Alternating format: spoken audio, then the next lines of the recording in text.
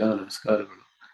ಶ್ರೀನಿವಾಸೇತಿ ಶ್ರೇಷ್ಠದಯಾ ಪಾತ್ರಂ ಗುಣಾನ್ವಿತಃ ಕೌಶಿಕೋನಂತರಂಗಾರ್ಯ ಸ್ಥಿರಂ ವಿಜೇತಾಂ ಭುವಿ ನ್ಯಸ್ತಾತ್ಮೀಯಭರಂ ವರಪ್ರದಗುರೌ ವೈರಾಗ್ಯ ಭಾಗ್ಯೋದಧೌ ವೇದಾಂತಾಮೃತ ಸಾರವಂತಮನಘಾತ್ ಶ್ರೀನಿವಾಸಾತ್ ಗುರೋಃ ಶ್ರೀಶೈಲಾನ್ವಯಕೌಸ್ತುಭಸ್ಥಿತನಯಂ ಶ್ರೇಯೋನಿಧೇ ಶ್ರೀನಿಧೇಃ ವಂದೇ ಸಾಧುಕಟಾಕ್ಷಕೇಳಿನಿಲಯಂ ಶ್ರೀಕೃಷ್ಣಸದ್ದೇಶಿಕಂ ಶ್ರೀವಾಸರಂಗಪರಕಾಲಮುನಿತ್ರಯಾಪ್ತಲಕ್ಷ್ಮಾತ್ಮರಕ್ಷಣೇತಿ ತ್ವೈಗಾಗಮಾन्तम् आचार्यभक्तिपरिपूतमनर्घशीलं गोपालदेशिकमुनिं गुरुमाश्रयामः।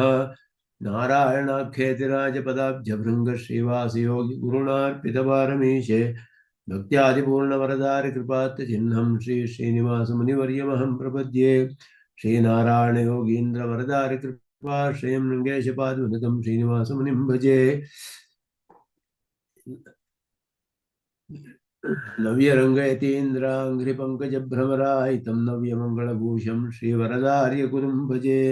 श्रीमान् वेङ्कटनाथार्य कवितार्के केसरी वेदान्ताचार्यवर्यो मे सन्निधत्तां सदा हृदि।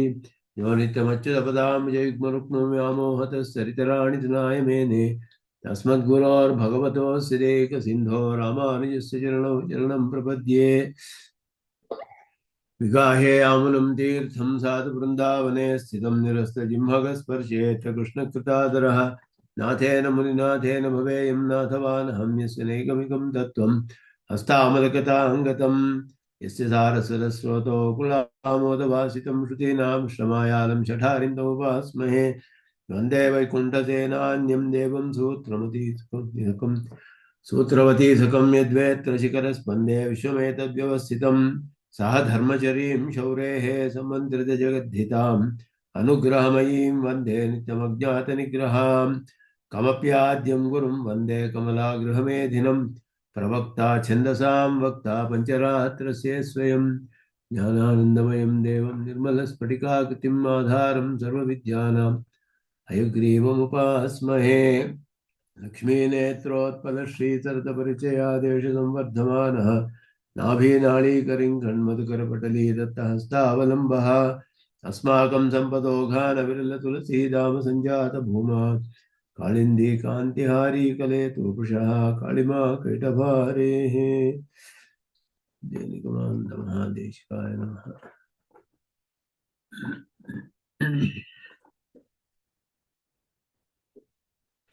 ನಾಯಕ ಸರದಲ್ಲಿ ಈಗ ಅನೇಕ ಪಕ್ಷಗಳನ್ನ ಪರೀಕ್ಷೆ ಮಾಡಿ ಇನ್ನು ಮುಂದೆ ತರ್ಕದಿಂದಲೇ ಅನುಮಾನದಿಂದಲೇ ಸ್ಥಾಪನೆ ಮಾಡುವಂತಹ ಪಕ್ಷಗಳು ಇನ್ನು ವಿಸ್ತಾರವಾಗಿ ಬರುತ್ತೆ.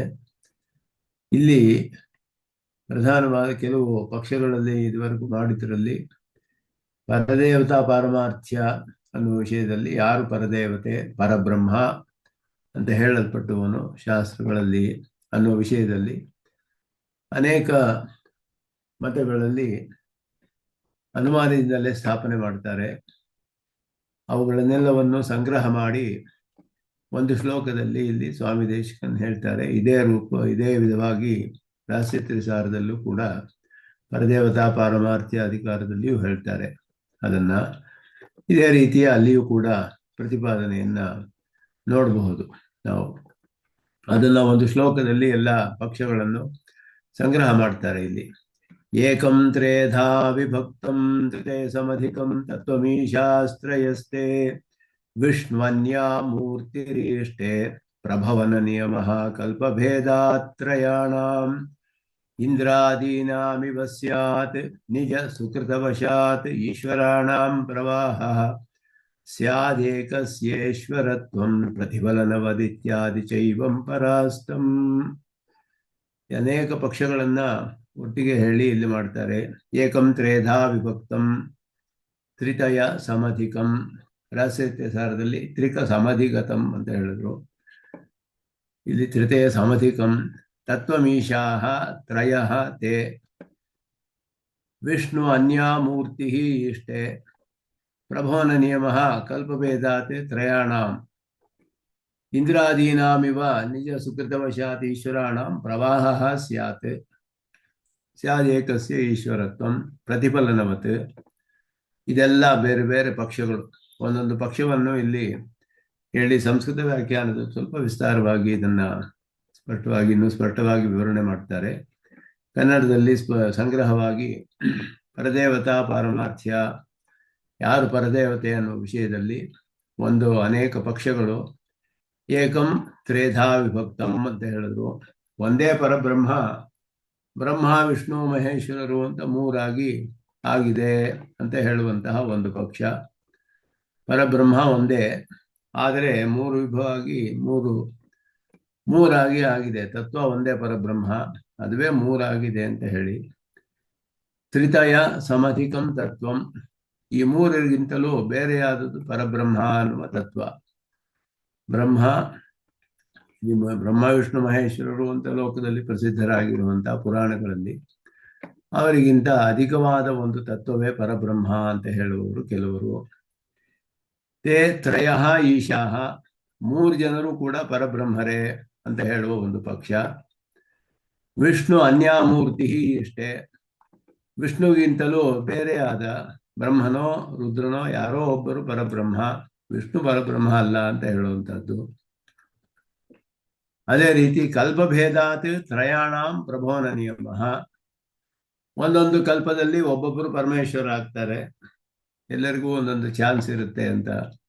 ಒಬ್ಬೊಬ್ಬರು ಕಲ್ಪದಲ್ಲಿ ಒಬ್ಬೊಬ್ಬರು ಈಶ್ವರರಾಗ್ತಾರೆ. ಅಥವಾ ಪ್ರವಾಹೇಶ್ವರರು ಅಂತ ಅದೊಂದು ಪಕ್ಷ. ಇಂದ್ರಾದೀನಾಮಿವ ನಿಜ ಸುಕೃತವಶಾತ್ ಈಶ್ವರಾಣಂ ಪ್ರವಾಹ ಸ್ಯಾತ್, ಪ್ರವಾಹೇಶ್ವರವಾದ ಅಂತ. ಅಂದರೆ ಪ್ರವಾಹ ನಿತ್ಯತ್ವ ಅಂತ ಹೇಳುವ ಹಾಗೆ ಇಂದ್ರಾದಿ ಚತುರ್ಮುಖ ಇಂದ್ರ ಮೊದಲಾದ ಇವುಗಳೆಲ್ಲ ಪದಗಳು ಪದವಿಯನ್ನು ಹೇಳುತ್ತೆ, ನಿರ್ದಿಷ್ಟ ವ್ಯಕ್ತಿಯನ್ನು ಹೇಳೋದಿಲ್ಲ. ಈ ಪ್ರೈಮ್ ಮಿನಿಸ್ಟ್ರು ಅಂತ ಹೇಳೋ ಹಾಗೆ ಬೇರೆ ಬೇರೆಯವರು ಬರ್ತಾ ಇರ್ತಾರೆ, ಆ ಪದವಿ ಮಾತ್ರ ಹಾಗೆ ಇರುತ್ತೆ. ಮಿನಿಸ್ಟ್ರು ಅನ್ನೋ ಪದವಿ ಯಾವತ್ತೂ ಇರುತ್ತೆ, ಆದರೆ ಅಲ್ಲಿರುವ ವ್ಯಕ್ತಿ ಬೇರೆ ಬೇರೆ ಆಗ್ತಾ ಇರ್ತಾರೆ. ಆ ರೀತಿ ಪರಬ್ರಹ್ಮ ಅಂತ ಒಂದು ಪದವಿ ಇದೆ, ವ್ಯಕ್ತಿಗಳು ಬೇರೆ ಬೇರೆ ಯಾರಾಗ್ತಾ ಇರ್ತಾರೆ. ಪುಣ್ಯ ವಿಶೇಷ ಯಾರಿಗೆ ಅಧಿಕವಾಗಿದೆಯೋ ಅವರು ಆ ಕಲ್ಪದಲ್ಲಿ ಪರಬ್ರಹ್ಮ ಆಗ್ತಾರೆ. ಇನ್ನೊಬ್ಬ ಚೇತನ ಬಂದು ಇನ್ನೊಂದು ಕಲ್ಪದಲ್ಲಿ ಪರಬ್ರಹ್ಮ ಆಗ್ತಾನೆ. ಹೀಗೆ ಒಂದೊಂದು ಕಲ್ಪದಲ್ಲಿ ಒಬ್ಬ ಇಂದ್ರ ಪದವಿಗೆ ಹತ್ತಿದ್ರೆ ಮತ್ತೊಂದು ಕಲ್ಪದಲ್ಲಿ ಬೇರೊಬ್ಬನು ಇಂದ್ರ ಆಗ್ತಾನೆ. ಹಾಗೆಯೇ ಅನಾದಿ ಕಾಲದಿಂದಲೂ ಒಬ್ಬರಾದ್ಮೇಲೆ ಒಬ್ಬರು ಕ್ರಮವಾಗಿ ಬಂದು ಹೋಗ್ತಾ ಇದ್ದಾರಲ್ಲ, ಪರಮೇಶ್ವರನ ಸ್ಥಾನವು ಅದೇ ತರಾನೇ. ಅವನು ಹಾಗೆಯೇ, ಯಾರೋ ಒಬ್ಬನೇ ಯಾವಾಗಲೂ ಪರಮೇಶ್ವರ ಆಗಿರೋದಿಲ್ಲ, ಬೇರೆ ಬೇರೆ ಚೇತನರೇ ಪರಮೇಶ್ವರರಾಗ್ತಾರೆ ಅಂತ ಹೇಳುವಂತಹ ಪ್ರವಾಹೇಶ್ವರವಾದ ಒಂದು. ಅದಕ್ಕೆ ಮೇಲೆ ಏಕಸ್ಯ ಈಶ್ವರಸ್ಯ ಪ್ರತಿಫಲನವತ್ ಸ್ಯಾತ್, ಆತ್ಮತತ್ವ ಒಂದೇ, ಅಂತಃಕರಣದಲ್ಲಿ ಪ್ರತಿಫಲನವಾಗುತ್ತೆ ಅಂತ ಹೇಳುವಂತಹದ್ದು. ಆತ್ಮತತ್ವ ಅನ್ನೋದು ಒಂದೇ. ಸ್ವತಃ ನಿರ್ಗುಣವಾದ ಆತ್ಮನಿಗೆ ಸತ್ವಗುಣದಲ್ಲಿ ಹೇಳಿದ್ರೆ ಅಂತಃಕರಣ ಅಂತಾನೆ, ಬಿಂಬ ಪ್ರತಿಬಿಂಬ ಭಾವದಿಂದ ಈಶ್ವರತ್ವ ಬರುತ್ತೆ ಹೊತ್ತು ಸ್ವತಃ ಈಶ್ವರ ಅನ್ನೋದಿಲ್ಲ. ಆತ್ಮ ಒಬ್ಬನೇ, ಅವನಿಗೆ ಯಾವುದೋ ಒಂದು ಶರೀರದಲ್ಲಿ ಈಶ್ವರತ್ವ ಅಂತ ಉಂಟಾಗುತ್ತೆ. ಆ ರೀತಿ ಬಿಂಬ ಪ್ರತಿಬಿಂಬವಾದ ಅಂತ ಹೇಳೋದು. ಇದೆಲ್ಲವೂ ಕೂಡ ಪರಾಸ್ತಂ ಅಂತ ಹೇಳಿದ್ರು. ಈ ಪಕ್ಷಗಳೆಲ್ಲ ಹಿಂದೆ ಆಗಲೇ ಎಲ್ಲ ಹೇಳ್ಬಿಟ್ಟಿದ್ದೀವಿ. ವಿಷ್ಣು ಪಾರಮ್ಯವನ್ನ ಹೇಳೋದ್ರಿಂದ ಯಾವುದು ಸರಿ ಇಲ್ಲ, ಇಲ್ಲಿಗೆ ಅಷ್ಟಿಗೆ ಮುಗಿಸ್ಬಿಟ್ರು ಇಲ್ಲಿ. ಆದರೆ ಸಂಸ್ಕೃತ ವ್ಯಾಖ್ಯಾನದಲ್ಲಿ ವಿಸ್ತಾರವಾಗಿ ಒಂದೊಂದನ್ನು ವಿವರಣೆ ಮಾಡ್ತಾರೆ. ಅದನ್ನು ಓದಿದ್ರೆ ನಮಗೆ ಇನ್ನು ಇದರಲ್ಲಿ ಸ್ಪಷ್ಟವಾಗುತ್ತೆ. ಕನ್ನಡದ್ದು ಬಹಳ ಸಂಗ್ರಹವಾಗಿ ಬರೀ ಪಕ್ಷಗಳ ಹೆಸರುಗಳನ್ನು ಮಾತ್ರ ಹೇಳಿ ಈ ರೀತಿಯಾದ ವಾದಗಳಿದೆ. ಈಶ್ವರನು ಪರಬ್ರಹ್ಮ ಯಾರು ಅಂತ ಹೇಳಿದ್ರೆ ಒಬ್ಬನೇ ಪರಬ್ರಹ್ಮನೇ, ಅನೇಕರು ಇದ್ದಾರೆಯೇ? ಇಲ್ಲ, ಒಬ್ಬರಾದ್ಮೇಲೆ ಒಬ್ಬರು ಬರ್ತಾ ಇರ್ತಾರೆಯೇ? ಕಲ್ಪಭೇದದಿಂದ ಆತ್ಮ ಒಂದೇ ಮೂರು ರೂಪದಲ್ಲಿ ಕಂಡು ಬರ್ತಾ ಇದೆಯೋ? ಈ ರೀತಿಯಾಗಿ ಅನೇಕ ವಾದಗಳು ಕಂಡು ಬರುತ್ತೆ. ಈ ವಾದಗಳೆಲ್ಲ ಯಾರ್ಯಾರು ಹೇಳ್ತಾರೆ ಅದಕ್ಕೆ ಸ್ವಲ್ಪ ವಿವರವಾದ ಅರ್ಥಗಳನ್ನ ಸಂಸ್ಕೃತ ವ್ಯಾಖ್ಯಾನದಲ್ಲಿಯೇ ನಾವು ಇಲ್ಲಿ ನೋಡಬಹುದು. ಇದರಲ್ಲಿ ಸ್ಪಷ್ಟವಾಗಿ ಏವಂ ಪ್ರಸಕ್ತಂ ದೇವತಾವಾದಂ ಉಪಸಂಹರನ್. ಈಗ ದೇವತಾವಾದವನ್ನ ಇಲ್ಲಿ ಉಪಸಂಹಾರ ಮಾಡ್ತಾರೆ. ಇದುವರೆಗೂ ಪರದೇವತೆ ಯಾರು ಅಂತ ವಿಷ್ಣುವೇ ನಾರಾಯಣನೇ ಅನ್ನೋದನ್ನ ಸ್ಪಷ್ಟವಾಗಿ ವಿಚಾರ ಮಾಡಿ ಅನೇಕ ಶ್ಲೋಕಗಳಲ್ಲಿ ಅಲ್ಲಿ ಸಮರ್ಥನೆ ಮಾಡಿ ಶ್ರುತಿ ಪ್ರಮಾಣವೇ ಪ್ರಧಾನವಾಗಿ ಅದನ್ನ ಇಟ್ಟುಕೊಂಡು ಸ್ಥಾಪನೆ ಮಾಡಿದ್ರು. ಆ ವಿಷಯದಲ್ಲಿರುವ ಎಲ್ಲ ಇತರ ವಾದಗಳನ್ನ ಒಂದು ಶ್ಲೋಕದಲ್ಲಿ ಸಂಗ್ರಹವಾಗಿ ಹೇಳ್ತಾ ಇದ್ದಾರೆ. ಪರದೇವತಾ ವಿಷಯ ವಿದ್ಯಮಾನ ವಿಪ್ರತಿಪತ್ತಿ ಅಂದರೆ ವಿವಿಧವಾದ ಜ್ಞಾನಗಳು ಒಬ್ಬೊಬ್ಬರು ಒಂದೊಂದು ರೀತಿಯಲ್ಲಿ ಪ್ರತಿಪಾದನೆ ಮಾಡುವಂತಹದ್ದೆಲ್ಲ ಸಂಗ್ರಹೇಣ ಪ್ರದರ್ಶ್ಯ ಸಮಾಧತೆ ಏಕಂ ಇತ್ಯಾದಿ. ಏಕಮೇವ ತತ್ವಂ ತ್ರೇಧಾ ಬ್ರಹ್ಮ ವಿಷ್ಣು ರುದ್ರರೂಪ ತ್ರಿರೂಪೇಣ, ಮೂರು ರೂಪಗಳಿಂದ ವಿಭಕ್ತಂ ಹೇಳಿದ್ರು. ಅದು ಹೆಂಗೆ ಅಂದರೆ ಕೃಷ್ಣಾದಿ ಅವತಾರಾಹ ಯಥಾ ಏಕಸ್ಯೈವ ವಿಷ್ಣೋ, ಕೃಷ್ಣ ರಾಮ ಮೊದಲಾದ ಅವತಾರಗಳೆಲ್ಲ ದಶಾವತಾರಗಳು ಒಬ್ಬನೇ ಆದ ವಿಷ್ಣುವಿನ ರೂಪಗಳು ತಾನೆ. ಆ ರೀತಿಯಲ್ಲಿಯೇ ತತ್ತತ್ ಕಾಲಾನುಗುಣ ಸೃಷ್ಟಿ ಸ್ಥಿತಿ ಪ್ರಳಯ ರೂಪ ಕಾರ್ಯಾನುರೋಧೇನ ರೂಪಭೇದಾ ಇತಿ ಪ್ರಥಮ ಪಕ್ಷ. ಆದ್ದರಿಂದ ಚತುರ್ಮುಖ ಬ್ರಹ್ಮನು ಒಂದು ಅವತಾರದಂತೆಯೇ ಪರಮಾತ್ಮನ ಒಂದು ಅವತಾರವೇ, ಕೃಷ್ಣ ರಾಮರ ಅವತಾರಗಳಂತೆ ಇದು ಅವನ ಒಂದು ರೂಪವೇ, ಇದೊಂದು ರೂಪ. ಆ ಕಾರ್ಯಕ್ಕೆ ಅನುಗುಣವಾಗಿ ಬೇರೆ ಬೇರೆ ರೂಪ ತೆಗೆದುಕೊಂಡು ಪರಮಾತ್ಮನೇ ಇದೆಲ್ಲ ಮಾಡ್ತಾನೆ ಅನ್ನೋದು ಇಲ್ಲಿ ಹೇಳುವಾಗ ರೂಪದಲ್ಲಿ ಮಾತ್ರವೇ ಭೇದ. ಅಸ್ಮಿನ್ ಪಕ್ಷೆ ರೂಪಭೇದ ಮಾತ್ರ ನತು ಆತ್ಮಭೇದ. ಇದೆಲ್ಲ ತತ್ವಸ್ಥಿತಿಯಲ್ಲಿ ಸರಿ ಹೋಗೋದಿಲ್ಲ. ರುದ್ರ ಅನ್ನುವ ಒಬ್ಬ ಚೇತನನು ಒಂದು ರುದ್ರ ಸ್ಥಾನವನ್ನು ಪಡೆದುಕೊಳ್ತಾನೆ ಅಂತ ಹೇಳುತ್ತೆ ಶ್ರುತಿಯಲ್ಲಿ ಸ್ಪಷ್ಟವಾಗಿ ಇದೆಲ್ಲ ಹೇಳಲ್ಪಟ್ಟಿದೆ. ಚತುರ್ಮುಖ ಬ್ರಹ್ಮನು ಹಾಗೆಯೇ ಸೃಷ್ಟಿಯಾಗುತ್ತಾನೆ. ಇದೆಲ್ಲ ಆತ್ಮರುಗಳು ಬೇರೆ, ಅವರೆಲ್ಲರೂ ಕೂಡ ಜೀವಾತ್ಮ ಕೋಟಿಗೆ ಸೇರಿದವರು. ಒಬ್ಬೊಬ್ಬರು ಒಂದೊಂದು ಬೇರೆ ಬೇರೆ ಆತ್ಮ. ಆಯಾ ಜನ್ಮಗಳನ್ನು ಪಡೆದುಕೊಳ್ತಾರೆ ದೇವಾದಿ ಸೃಷ್ಟಿಯಲ್ಲಿ. ಆದರೆ ಈ ಪಕ್ಷದಲ್ಲಿ ಏನು ಹೇಳ್ತಿದ್ದಾರೆ ಅಂದರೆ ಆತ್ಮ ಒಬ್ಬನೇ. ಹೇಗೆ ಕೃಷ್ಣ ರಾಮರು ಬೇರೆ ಬೇರೆ ಆತ್ಮರುಗಳಲ್ಲ, ಪರಮಾತ್ಮ ಒಬ್ಬನೇ ಇರೋದು. ಪರಮಾತ್ಮನೇ ಕೃಷ್ಣನಾಗಿ ಅವತಾರ ಮಾಡ್ತಾನೆ, ಪರಮಾತ್ಮನೇ ಶ್ರೀರಾಮನಾಗಿ ಅವತಾರ ಮಾಡ್ತಾನೆ, ಮತ್ಸ್ಯವಾಗಿ ಅವತಾರ ಮಾಡ್ತಾನೆ, ನೃಸಿಂಹನಾಗಿ ಅವತಾರ ಮಾಡ್ತಾನೆ. ಇದೆಲ್ಲ ಒಬ್ಬನೇ ಆತ್ಮ ಬೇರೆ ಬೇರೆ ರೂಪಗಳಲ್ಲಿ ವಿಭವ ಅವತಾರಗಳು ಅಂತ ಹೇಳುವ ರೂಪದಲ್ಲಿ ಅವತಾರ ಮಾಡೋದು. ಅದೇ ರೀತಿ ಅಂತ ಹೇಳಿ ಇದು ಕೂಡ ಬ್ರಹ್ಮ ರುದ್ರರು ಕೂಡ ಅದೇ ರೀತಿ ಅಂತ ಹೇಳಿದ್ರೆ ಆತ್ಮ ಒಬ್ಬನೇ, ರೂಪಗಳು ಮಾತ್ರ ಬೇರೆ ಬೇರೆ ಅಂತ ಹೇಳೋದು. ಕಾಲಕ್ಕೆ ಅನುಗುಣವಾಗಿ ಸೃಷ್ಟಿ ಮಾಡುವಾಗ ಬ್ರಹ್ಮನ ರೂಪ ತೆಗೆದುಕೊಳ್ತಾನೆ ಹೀಗೆ ಹೇಳಿದ್ರೆ ಅದು ಸರಿಯಲ್ಲ. ಯಾಕಂದ್ರೆ ಬ್ರಹ್ಮ ರುದ್ರರೆಲ್ಲ ದೇವತೆಗಳು ಚೇತನರು ಅಂತ ಸ್ಪಷ್ಟವಾಗಿ ಪ್ರಮಾಣವಿದೆ ಅನ್ನೋದೇ ಇಲ್ಲಿ ಕಾಳಿದಾಸ ಇದನ್ನು ಹೇಳ್ತಾನೆ. ಏಕೈವ ಮೂರ್ತಿ ಬಿಭೇದೆ ತ್ರಿಧಾಸ, ಇದು ಕಾಳಿದಾಸನ ವಾಕ್ಯ. ಅದನ್ನು ಹೇಳ್ತಾರೆ. ಮತ್ತೆ ವಿಷ್ಣು ಪುರಾಣದಲ್ಲಿ ಒಂದು ಕೆಲವು ಶ್ಲೋಕಗಳು ಹೀಗೆ ಹೇಳೋ ಹಾಗಿದೆ.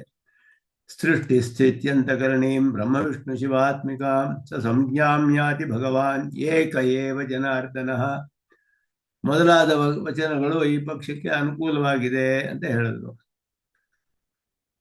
ಅದರಲ್ಲಿ ಅರ್ಥ ಹೇಗೆ ಮಾಡಬೇಕು ಅಂದರೆ ಬೇರೆ ಪ್ರಮಾಣಗಳಿಗೆ ವಿರೋಧ ಇಲ್ಲದೆ ಇರೋ ಹಾಗೆ ಅರ್ಥ ಮಾಡಬೇಕು. ಆದ್ರಿಂದ ಏಕೈವ ಜನಾರ್ದನಃ ಬ್ರಹ್ಮ ವಿಷ್ಣು ಶಿವಾತ್ಮಿಕಾಂ ಸಂಜ್ಞಾಮ್ಯಾತಿ ಅಂತ ಹೇಳಿದಾಗ ಅಂತರ್ಯಾಮಿಯಾಗಿರೋದ್ರಿಂದ ಒಬ್ಬನೇ ಅನ್ನುವ ಅರ್ಥ ತೆಗೆದುಕೊಂಡು ಸರ್ವವಸ್ತು ಸಮಾನಾಧಿಕರಣ್ಯದಿಂದ ರುದ್ರರಿಗೂ ಬ್ರಹ್ಮನಿಗೂ ಹೇಳಬೇಕೇ ಹೊರತು ಚತುರ್ಮುಖ ಬ್ರಹ್ಮ ರುದ್ರರಿಗೆಲ್ಲ ಸೃಷ್ಟಿ ಹೇಳಿದೆ ಸ್ಪಷ್ಟವಾಗಿ. ಆದ್ದರಿಂದ ಇದು ದ್ಯಾರವಾದ ಅಂದರೆ ಪ್ರಪಂಚ ಸತ್ಯತಾವಾದಿನಾಂ ತಾರ್ಕಿಕಾದೀನಾಂ ಅಪಿ ಅಯಂ ಪಕ್ಷ. ಪ್ರಪಂಚ ಸತ್ಯ ಅಂತ ಹೇಳುವ ತಾರ್ಕಿಕರು ಕೂಡ ಕೆಲವರು ಈ ರೀತಿ ಹೇಳ್ತಾರೆ. ನಹಿತೆ ಶೈವಾಹ ನಾಪಿ ವೈಷ್ಣವಾಹ ಅಥಾಪಿ ವೈದಿಕಾಹ. ವೇದವನ್ನು ಒಪ್ಕೊಳ್ತೀವಿ ಅಂತಾರೆ, ಅನುಮಾನದಿಂದಲೇ ಸ್ಥಾಪನೆ ಮಾಡ್ತಾರೆ ಎಲ್ಲ. ಅವರು ಒಂದು ಶೈವರು ವೈಷ್ಣವರು ಅಂತ ಹೇಳಕ್ಕಾಗೋದಿಲ್ಲ, ಆದರೆ ವೇದವನ್ನು ಒಪ್ಕೊಳ್ತೀನಿ ಅಂತ ಹೇಳ್ತಾರೆ. ಆತ್ಮ ಒಬ್ಬರೇ, ಆತ್ಮದ ಸ್ಥಿತಿಯಲ್ಲಿ ಹೇಳ್ತಾರೆ ಅವರು. ಆತ್ಮೈಕ್ಯವಾದಿನ ಶಂಕರಾದೀನಾಮಪಿ ಅಯಮೇವವಾದ, ಅವ್ರಿಗೂ ಅದೇನೆ ಹೇಳಬೇಕು. ಯಾಕೆ ಆದರೆ ಅವರಲ್ಲಿ ಮಿಥ್ಯೆ ಅಂತ ಹೇಳ್ತಾರೆ ಅಷ್ಟೇ, ಇವರು ಸತ್ಯವಾದ ರೂಪಗಳನ್ನು ತಗೊಳ್ತಾರೆ ಅಂತ ಹೇಳ್ತಾರೆ. ಆತ್ಮ ಬಹುತ್ವ ಒಪ್ಕೊಂಡ್ರು ಒಬ್ಬನೇ ಆತ್ಮ ಬ್ರಹ್ಮ ವಿಷ್ಣು ರೂಪದಲ್ಲಿ ಸೃಷ್ಟಿ ಸ್ಥಿತಿ ಮಾಡುವಾಗ ಅದಕ್ಕೆ ಮಾತ್ರ ಹಾಗೆ ಹೇಳ್ತಾರೆ.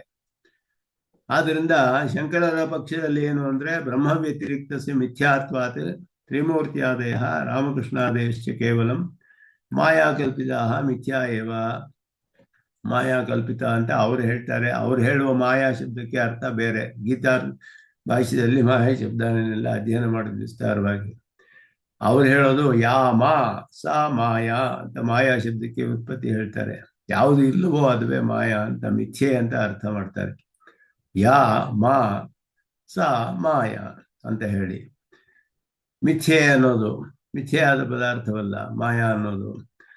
ಅದು ಆಶ್ಚರ್ಯಕರತ್ವ, ಶಕ್ತಿ ಇರುವ ಆಶ್ಚರ್ಯವಾದ ಕಾರ್ಯಕರತ್ವ ಮಾಡುವಂತಹದ್ದು ಆ ಅರ್ಥಗಳಲ್ಲಿ ಬರುತ್ತೆ ಅನ್ನೋದನ್ನ ಸ್ಪಷ್ಟ ಮಾಡಿದ್ರು ಭಾಷಿಕಾರರು.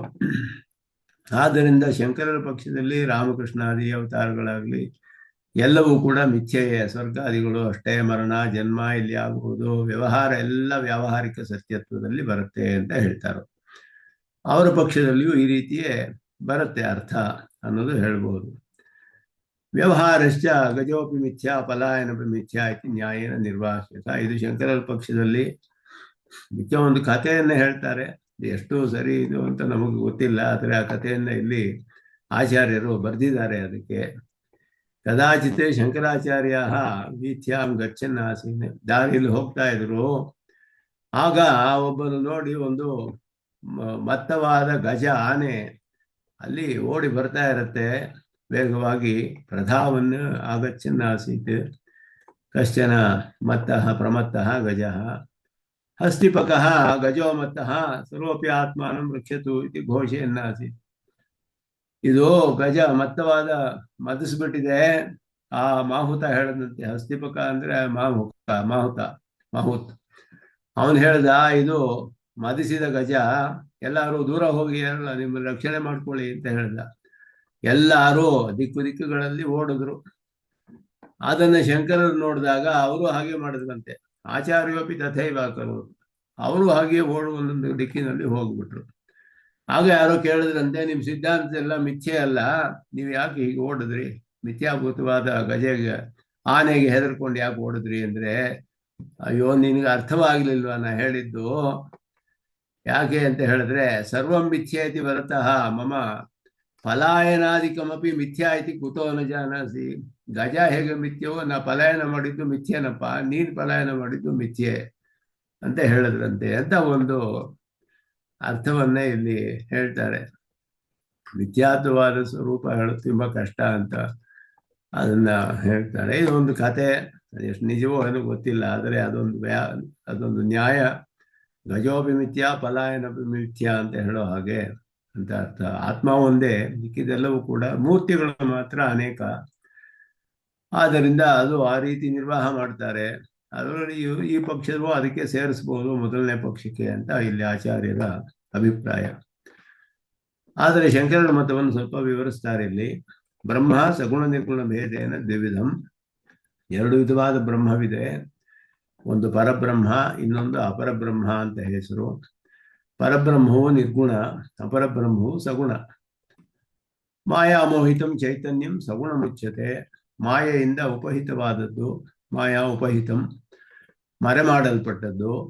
ಅದು ಅಮಾಯೆ ಅನ್ನೋದು ಮಿಥ್ಯೆಯೇ, ಅದು ಸತ್ಯವಲ್ಲ. ಅವಿದ್ಯೆ ಅನ್ನೋದು ಕೂಡ ಇರೋ ಹಾಗಿದೆ, ಹೋಗಿಬಿಡುತ್ತೆ, ಮಿಥ್ಯೆ. ಮಾಯಾತೀತಂ ಮಾಯಾ ಸಾಕ್ಷಿಭೂತಂ ತತ್ ನಿರ್ಗುಣಂ ಉಚ್ಯತೆ. ಅದು ಬರೀ ಸಾಕ್ಷಿ ಅಷ್ಟೇ, ಜ್ಞಾನ, ಸಾಕ್ಷಿ ಜ್ಞಾನ. ಇನ್ನೇನು ಇಲ್ಲ, ಅದಕ್ಕೇನು ಕಾರ್ಯವಿಲ್ಲ, ಗುಣವಿಲ್ಲ, ನಿರ್ಗುಣವಾದದ್ದು. ಆದ್ದರಿಂದ ಜನ್ಮಾದ್ಯಸ್ಯತಃ ಅಂತ ಬಾದರಾಯಣರ ಸೂತ್ರ ಹೇಳಿದ್ರಲ್ಲ, ಸೃಷ್ಟಿ ಸ್ಥಿತಿ ಲಯವಾಗೋದು ಬ್ರಹ್ಮದ ಲಕ್ಷಣ ಅಂತ ಹೇಳಿದ್ರಲ್ಲ. ಅಂದ್ರೆ ಇದು ಸಗುಣ ಬ್ರಹ್ಮದ ಸ್ವರೂಪ ಲಕ್ಷಣವಾಗುತ್ತೆ. ನಿರ್ಗುಣ ಬ್ರಹ್ಮಕ್ಕೆ ಇದೇನು ಅಂದ್ರೆ ತಟಸ್ಥ ಲಕ್ಷಣ ಅಂತ ಹೇಳಿದ್ರು. ಇದರ ಮೂಲಕ ನಿರ್ಗುಣ ಬ್ರಹ್ಮವನ್ನು ತೋರಿಸ್ತಿದ್ದಾರೆ. ಇದುವೇ ಮುಖ್ಯ ಉದ್ದೇಶವಲ್ಲ.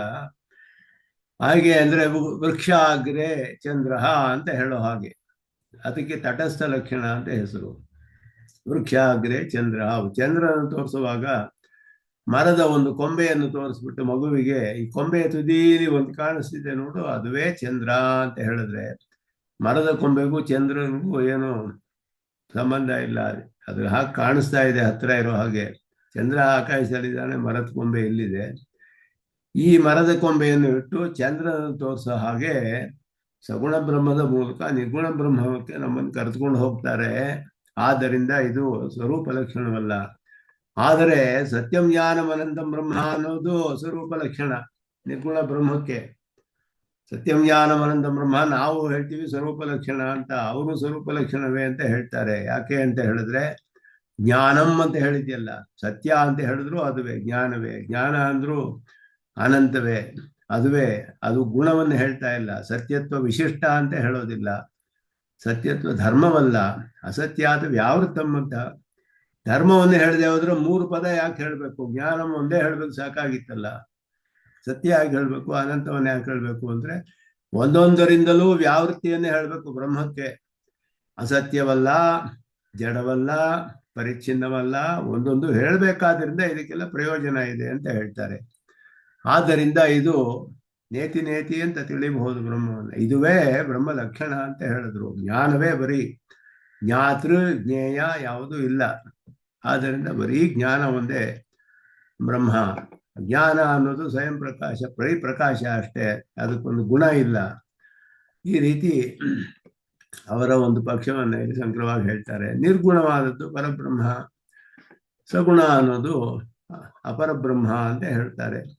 ಸಗುಣಂ ಅಪರಂ ಬ್ರಹ್ಮ, ಸಗುಣಂ ಬ್ರಹ್ಮ ಇವ ಬ್ರಹ್ಮ ವಿಷ್ಣು ರೂಪೇಣ ತ್ರಿವಿಧಂ. ಇದೆಲ್ಲ ಸಗುಣ ಬ್ರಹ್ಮವೇ. ಬ್ರಹ್ಮ ವಿಷ್ಣು ರುದ್ರ ಎಲ್ಲವೂ ಅವಿದ್ಯಾಕೃತವಾದ್ದರಿಂದ ಎಷ್ಟು ಬೇಕಾದ್ರೆ ಏನು ಬೇಕಾದ್ರೆ ಹೇಳ್ಕೋಬಹುದು. ಎಲ್ಲ ಮಾಯಾ ಕಲ್ಪಿತಂ, ಯಾವುದೂ ಸತ್ಯವಲ್ಲ, ಪರಮಾರ್ಥವಲ್ಲ.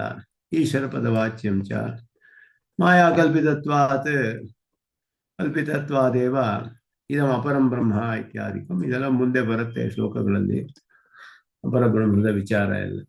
ಈ ರೀತಿ ಮಾಡುವುದು ಕೂಡ ಮೊದಲ ಪಕ್ಷದಲ್ಲಿ ಇವ್ರನ್ನು ಸೇರಿಸಬಹುದು ಅಂತ ಆಚಾರ್ಯರ ಅಭಿಪ್ರಾಯ. ಇದರಲ್ಲಿ ಆತ್ಮ ಒಂದೇ, ರೂಪಗಳು ಮಾತ್ರ ಅನೇಕ ಅಂತ ಹೇಳುವಂತಹದ್ದು. ಎರಡನೆಯದು ತ್ರಿಕಸಮಧಿಕತಂ ತತ್ವಂ ಅಂತ ಹೇಳಿ, ಈ 3ಕ್ಕಿಂತ ವ್ಯೋಮಾತೀತವಾದ ಅಂತ ಹೆಸರು, ಅಧಿಕವಾದದ್ದು ವ್ಯೋಮಾತೀತವಾದ. ಇದು ವೇದಾರ್ಥ ಸಂಗ್ರಹದಲ್ಲಿ ನೋಡಿದ್ವಿ ನಾವು. ಇದನ್ನ ಭಾಷಿಕಾರರು ವೇದಾರ್ಥ ಸಂಗ್ರಹದಲ್ಲಿ ಹೇಳಿದ್ದಾರೆ, ವ್ಯೋಮಾತೀತವಾದ ಅಂತ ಹೇಳ್ಬಿಟ್ಟು. ತೈತಿರಿಯೋಪನಿಷತ್ತಿನ ದಾರ ವಿದ್ಯಾ ಪ್ರಕರಣದಲ್ಲಿ ಅದನ್ನ ಇಟ್ಟುಕೊಂಡು ತಸ್ಮಿನ್ಯದಂತಹ ತದನ್ವೇಷ್ಟವ್ಯಂ ಅಂತ ಹೇಳಿದೆಯಲ್ಲ. ದಾರ ಅಂತ ಹೇಳುವವನು ವಿಷ್ಣು, ಅದಕ್ಕಿಂತ ಬೇರೆಯಾದದ್ದು ಉಪಾಸಿತವ್ಯ ಅಂತ ಹೇಳಿದೆ. ಆದ್ದರಿಂದ ಪರಬ್ರಹ್ಮ ತತ್ವ ಬೇರೆ ಅದಕ್ಕಿಂತ ಅಂತ ವಾದ ಮಾಡುವಂಥವರು. ಇದನ್ನು ಮಾಡುವವರು ಭರ್ತೃ ಪ್ರಪಂಚ ಮೊದಲಾದವರು. ಪರಿಣಾಮ ಅದ್ವೈತಿಗಳು, ಕೆಲವರು ಅದ್ವೈತಿಗಳು ಪರಿಣಾಮವನ್ನು ಹೇಳ್ತಾರೆ. ಈಗ ಯಾದವ ಪ್ರಕಾಶರು ಹಾಗೆಯೇ ಪರಿಣಾಮ ಅದ್ವೈತಿಗಳು. ಒಂದೇ ಬ್ರಹ್ಮವೇ ನಿಜವಾಗಿಯೂ ಪರಿಣಾಮ ಹೊಂದಿ 3 ತತ್ವವಾಗುತ್ತೆ, ಚಿತ್ತ ಅಚಿತ ಈಶ್ವರ ಅಂತ ಹೇಳ್ಬಿಟ್ಟು. ಆಮೇಲೆ ಅದೆಲ್ಲ ಹೋಗಿ ಲಯವಾಗ್ಬಿಡುತ್ತೆ. ಸ್ವರೂಪ ಪರಿಣಾಮವನ್ನೇ ಹೇಳಿದ್ರು ಅವರು. ಉಪಾಧಿಯಿಂದ ಈ ರೀತಿ ಪರಿಣಾಮ ಆಗುತ್ತೆ ಅಂತ ಹೇಳುವವರು ಉಪಾಧಿ ಸತ್ಯತಾವಾದಿನಾಂ ಭಾಸ್ಕರಾದೀನಾಂ ಅವರು ಕೂಡ ಅದೇ ಹೇಳ್ತಾರೆ. ಭಾಸ್ಕರರು ಮೊದಲಾದವರು ಕೂಡ ಹಾಗೆಯೇ ಒಂದು ಉಪಾಧಿ ಇದೆ, ಅದು ಸತ್ಯ. ಶಂಕರರು ಬ್ರಹ್ಮ ಸತ್ಯಂ ಜಗನ್ಮಿಥ್ಯಾ ಇವೋ ಬ್ರಹ್ಮೈವ ನಾಪರಹ ಅಂತ ಹೇಳಿದ್ರು. ಭಾಸ್ಕರರು ಬ್ರಹ್ಮ ಸತ್ಯಂ ಜಗತ್ ಸತ್ಯಂ ಜೀವೋ ಬ್ರಹ್ಮೈವ ನಾಪರಹ, ಅಷ್ಟೇ ವ್ಯತ್ಯಾಸ. ಜಗತ್ ಮಿಥ್ಯೆ ಅಂದ್ರು ಅವರು, ಜಗತ್ ಸತ್ಯ ಅಂದ್ರು ಇವರು. ಮೂಲವಾದ ಅವಿದ್ಯೆಯು ಕೂಡ ಮಿಥ್ಯೆ ಅಂತ ಒಪ್ಕೊಂಡ್ರೆ ಮೂಲವಾದ ದೋಷ, ದ ರೂಟ್ ಕಾಸ್, ಅದು ಮಿಥ್ಯೆ ಅಂತ ಹೇಳ್ಬಿಟ್ರೆ ಹೇಗೆ ಸಾಧಿಸ್ತೀರಾ ನೀವು ಅಂದ್ರೆ ಶ್ರುತಿಯಾಗಿ ಹೇಳುತ್ತೆ ಅಂತ ಹೇಳ್ತಾರೆ ಅವರು. ಅದಕ್ಕೆ ಅಭಿಪ್ರಾಯ ಅಷ್ಟೇ ಅಂತ ಹೇಳ್ತಾರೆ, ತಾತ್ಪರ್ಯವೇ ಅದು ಶ್ರುತಿದು ಅಂತ ಸಾಧಿಸ್ತಾರೆ. ಭಾಸ್ಕರರು ಅದ್ವೈತಿಗಳೇ, ಅವ್ರು ಹೇಳಿದ್ರು ಒಂದು ರೂಟ್ ಕಾಸ್, ಮೂಲವಾದ ದೋಷವನ್ನ ಸತ್ಯ ಅಂತ ಒಪ್ಕೋಬೇಕು ನಾವು. ಆದ್ದರಿಂದ ಪ್ರಕೃತಿ ಸತ್ಯ ಅಂತ ಒಪ್ಕೋತೀವಿ ನಾವು. ಅದರಿಂದ ಮೋಹಿತವಾದ, ಅದರಿಂದ ಬರಮಾಡಲ್ಪಟ್ಟ ಬ್ರಹ್ಮನಿಗೆ ಈಶ್ವರ ಭಾವ, ಜೀವಭಾವ ಎಲ್ಲ ಬಂದಿದೆ ಅನ್ನೋದನ್ನ ಅವರು ಹೇಳ್ತಾರೆ. ಒಂದು ನಿಜವಾದ ದೋಷವೇ ಬ್ರಹ್ಮನಿಗೆ ಬಂದ್ಬಿಟ್ರೆ ಯಾರು ಅದನ್ನು ಬಿಡಿಸ್ತಾರೆ ಅನ್ನೋ ಪ್ರಶ್ನೆ ಅಲ್ಲಿಯೂ ಬರುತ್ತೆ. ಬ್ರಹ್ಮನಿಗೆ ದೋಷ ಬಂದ್ಬಿಡುತ್ತೆ, ಅದು ಇನ್ನೂ ಸ್ವಲ್ಪ ಕಷ್ಟವಾದದ್ದೇ. ಶಂಕರ ಪಕ್ಷದಕ್ಕಿಂತ ಇದು ಹೆಚ್ಚು ದೋಷ ಅಂತ ಭಾಷಿಕಾರರು ಹೇಳ್ತಾರೆ. ಅದರಿಂದ ಅವರು ವ್ಯೋಮಾತೀತವಾದ ಅಂತ ಹೇಳೋದ್ರಲ್ಲಿ ಇದೆಲ್ಲ ಸೇರಿಸ್ಬೋದು ಅಂದ್ರು.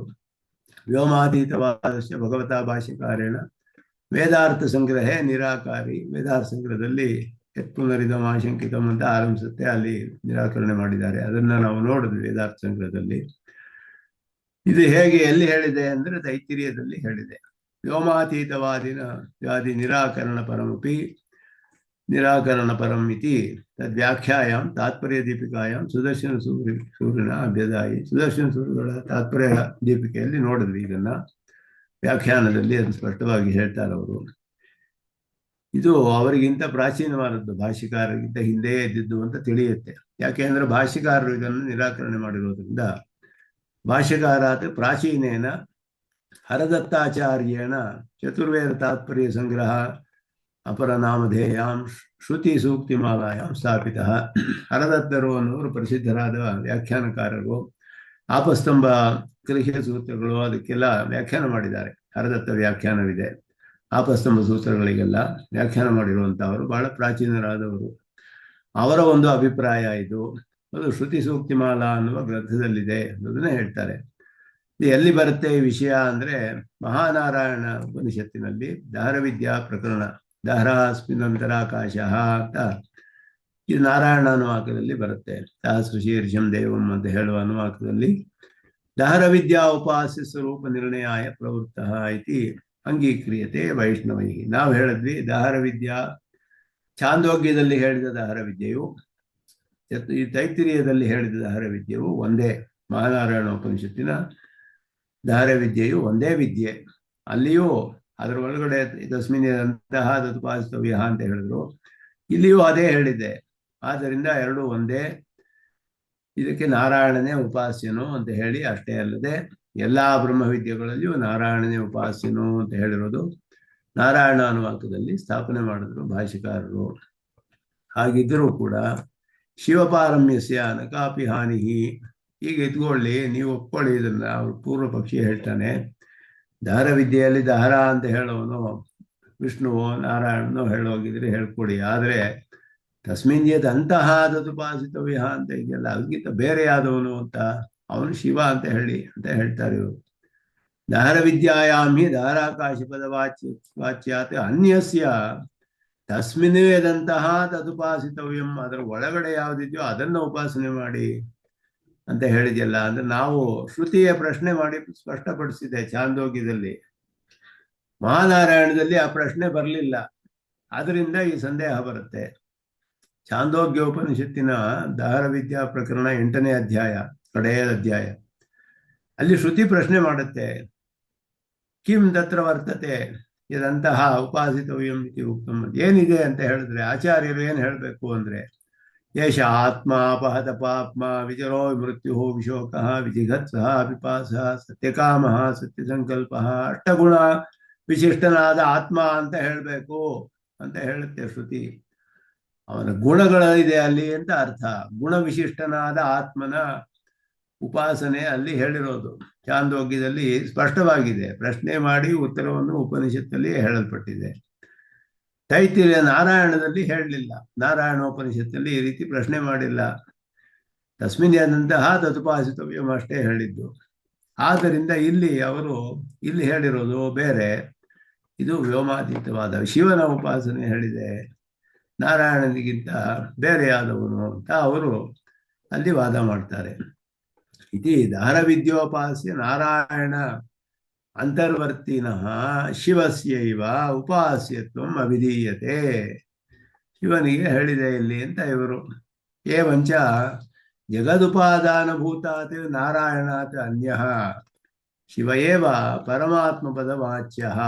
ನಾರಾಯಣನು ಉಪಾದಾನ ಕಾರಣ. ಯಾಕೆ ಅಂದ್ರೆ ಉಪಾದಾನಕ್ಕೆ ಪರಿಣಾಮ ಇದೆ. ನಾರಾಯಣನಿಗೆ ಪರಿಣಾಮವಾಗುತ್ತೆ, ಜಗತ್ತೆಲ್ಲ ಆಗ್ತಾನೆ.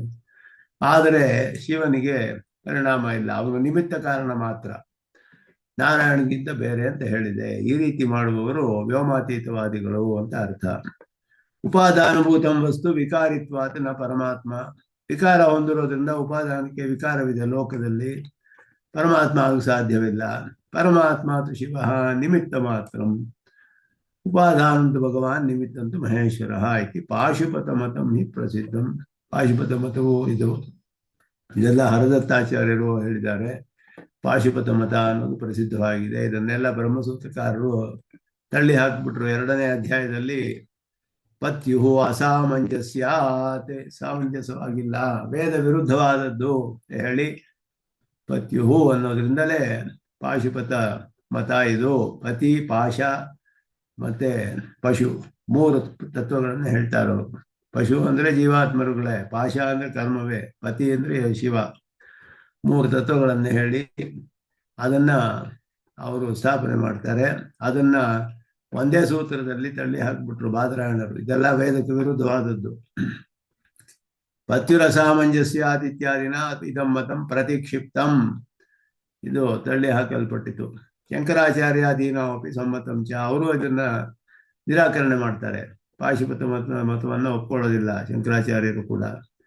ಅವರು ಶಿವಪಾರಮ್ಯವನ್ನು ಎಲ್ಲೂ ಹೇಳಿಲ್ಲ, ನಾರಾಯಣ ಪಾರಮ್ಯವೇ ಹೇಳಿರೋದು. ಅವರಿಗೆ ಸಗುಣ ಬ್ರಹ್ಮ ಅಂದ್ರೆ ನಾರಾಯಣನೇ, ಶಿವನಲ್ಲ. ಆದ್ದರಿಂದ ಅವರು ಕೂಡ ಶಿವಪಾರಮ್ಯವನ್ನು ಒಪ್ಕೊಳ್ಳೋದಿಲ್ಲ. ತಥಾಪಿ ನಿಮಿತ್ತೋಪಾದಾನ ಭೇದವಾದ ವೈದಿಕಾನ ಶೈವಾನ, ಇವರು ವೈದಿಕರು ಅಂತ ಹೇಳ್ಕೋರುವ ಶೈವರು, ಅವರಿಗೆ ನಿಮಿತ್ತ ಉಪಾದಾನಕ್ಕೆ ಭೇದವನ್ನು ಹೇಳ್ತಾರೆ. ಅದರಿಂದ ಅದು ಒಂದು ಸೂತ್ರಗಳಲ್ಲೆಲ್ಲ ನಿರಾಕರಣೆ ಮಾಡಿದೆ. ನಿಮಿತ್ತ ಉಪಾದಾನ ಭೇದವನ್ನ ಯಾರು ಒಪ್ಕೊಳ್ತಾರೋ ಅವರು ಅವೈದಿಕರೇ ಅನ್ನೋದು ನಮ್ಮ ಸಿದ್ಧಾಂತ. ವೈದಿಕರಲ್ಲ ಅವರು. ಜಗತ್ಕಾರಣವಾದ ನಿಮಿತ್ತ ಕಾರಣವು ಉಪಾದಾನವು ಒಂದೇ ಅಂತ ಒಪ್ಕೊಳ್ಬೇಕು. ಸದೇವ ಸೌಮ್ಯ ಆಸೀತ್, ಏಕಮೇವ ಅದ್ವಿತೀಯಂ ಮೊದಲಾದ ಶಬ್ದಗಳು. ಬ್ರಹ್ಮ ಏಕಮೇವ ಆಸೀತ್, ಆತ್ಮ ಏಕಮೇವ ಇದಮಗ್ರೆ ಆಸೀತ್. ಅನೇಕ ಕಡೆ ಏಕಃ ದೇವಃ ನಾರಾಯಣ ಇದೆಲ್ಲ ಸ್ಪಷ್ಟವಾಗಿ ಹೇಳಿದೆ. ಒಬ್ಬನೇ ಒಬ್ಬನೇ ಒಬ್ಬನೇ ಅಂತ ಹೇಳಿ ಅದನ್ನ ತಾನೇ ಅನೇಕವಾಗಿ ಮಾಡಿಕೊಂಡ. ಆತ್ಮಕೃತೇ ಅಂತ ಸೂತ್ರ ಬ್ರಹ್ಮಸೂತ್ರಕಾರರು ಹೇಳ್ತಾರೆ. ಆತ್ಮಕೃತೇ ಅಂತ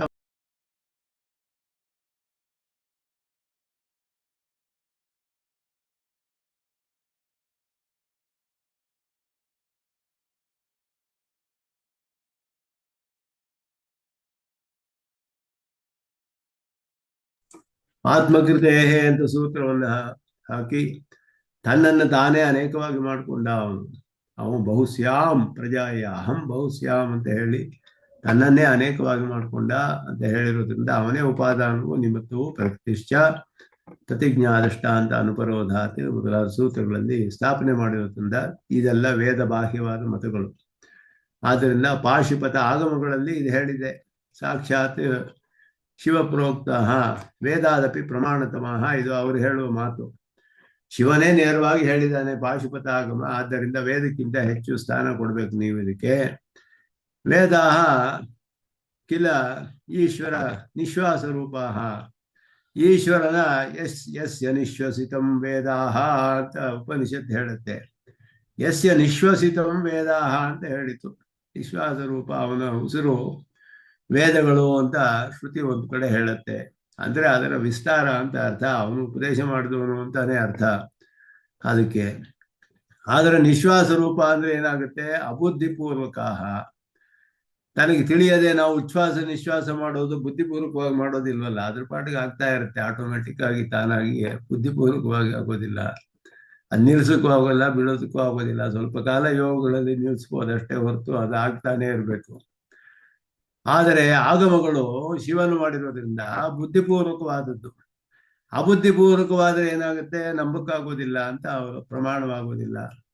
ಅಬುದ್ಧಿಪೂರ್ವಕಾನಿಕಿಲ್ಲ ಸುಪ್ತೋನ್ಮತ್ತ ವಾಕ್ಯಾನಿ, ಅವನು ಮಲಗಿರೋವನು ಏನೋ ಒಂದು ಬಾಯಿ ಬೆತ್ಕೋರ್ದೆ ಅಂತೀವಲ್ಲ, ಹಂಗೆ ಬಾಯಿ ಏನ್ ಬೇಕಾದ್ರೆ ಹೇಳ್ಕೊತಾ ಇರ್ತಾನೆ ನಿದ್ದೆಯಲ್ಲಿ. ಅವನು ಏನ್ ಬೇಕಾದ್ರೆ ಏನೋ ಹೇಳ್ತಾ ಇರ್ತಾನೆ, ಅದಕ್ಕೆಲ್ಲ ಅರ್ಥ ಇಲ್ಲ. ಹಾಗೆಯೇ ಒಬ್ಬನಿಗೆ ಬುದ್ಧಿ ಸರಿ ಇಲ್ಲ ಅಂದ್ರೆ ಅವನು ಬಾಯಿ ಏನೋ ಹೇಳ್ಕೊಳ್ತಾನೆ. ಇದೆಲ್ಲ ಅಬುದ್ಧಿಪೂರ್ವಕವಾದದ್ದು. ಆ ರೀತಿ ವಾಕ್ಯಗಳು ನೀವು ಹೇಳೋ ವೇದ ನಮ್ಮ ಶಿವನಿಂದ ಹೇಳಲ್ಪಟ್ಟ ಆಗಮಗಳೇ ಪ್ರಮಾಣ, ಬುದ್ಧಿಪೂರ್ವಕವಾಗಿ ಹೇಳಿದಾನವನು ಅಂತ ಅವರು ವಾದ ಮಾಡ್ತಾರೆ. ಬುದ್ಧಿಪೂರ್ವಕ ಕುಶಲ ಪುರುಷ ವಾಕ್ಯಾಪೇಕ್ಷೆಯ ಕಥಂ ಉತ್ಕೃಷ್ಟಾನಿ ಭವೇಯು. ಒಬ್ಬ ಕುಶಲನಾದ ಪುರುಷ ತಿಳಿದು ಹೇಳೋ ವಾಕ್ಯಕ್ಕಿಂತ ಹೇಗೆ ದೊಡ್ಡದಾಗುತ್ತೆ, ಹೆಚ್ಚಾಗುತ್ತೆ. ವೇದಾಪೇಕ್ಷೆ ಆಗಮ, ಆಗಮ ಅಂತ ಹೇಳೋದೆಲ್ಲ ಶೈವ ಆಗಮಗಳು, ಪಾಂಚರಾತ್ರ ಆಗಮವಲ್ಲ.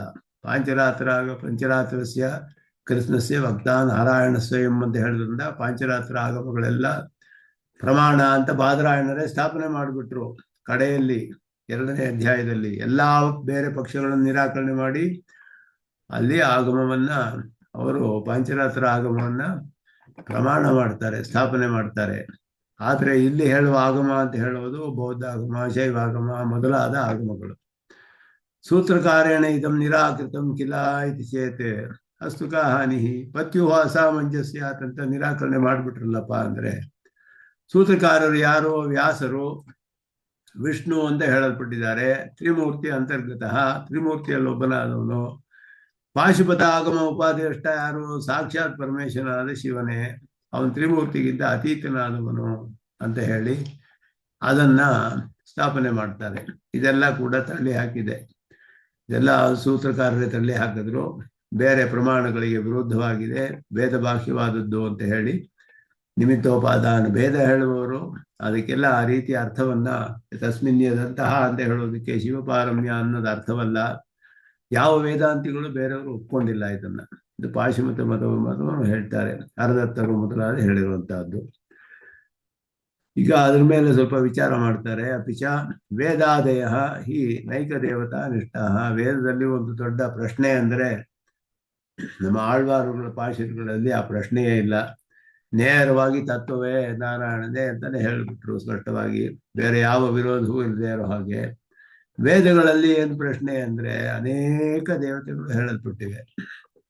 ನೈಕ ದೇವತಾ ನಿಷ್ಠಾ ತತ್ತತ್ ಸಮಯಾನುರೋಧೇನ ಸರ್ವಾನಪಿ ಪ್ರಶಂಸಂತಿ. ಎಲ್ಲರನ್ನೂ ಪ್ರಶಂಸೆ ಮಾಡುತ್ತೆ ವೇದಗಳು. ಅಗ್ನಿ ಸರ್ವ ದೇವತಾ ಅಂತ ಒಂದು ಕಡೆ ಹೇಳಿದೆ. ನಕಿರೀಂದ್ರತ್ವದುತ್ತರ, ಇಂದ್ರರಿಗಿಂತ ಶ್ರೇಷ್ಠನಾದವನಿಲ್ಲ ಅಂತ ಹೇಳಿದ್ವಿ. ವಾಯು ಸರ್ವ ದೇವತಾ, ಈ ರೀತಿ ಎಲ್ಲ ವಾಕ್ಯಗಳು ಬೇಕಾದಷ್ಟಿದೆ.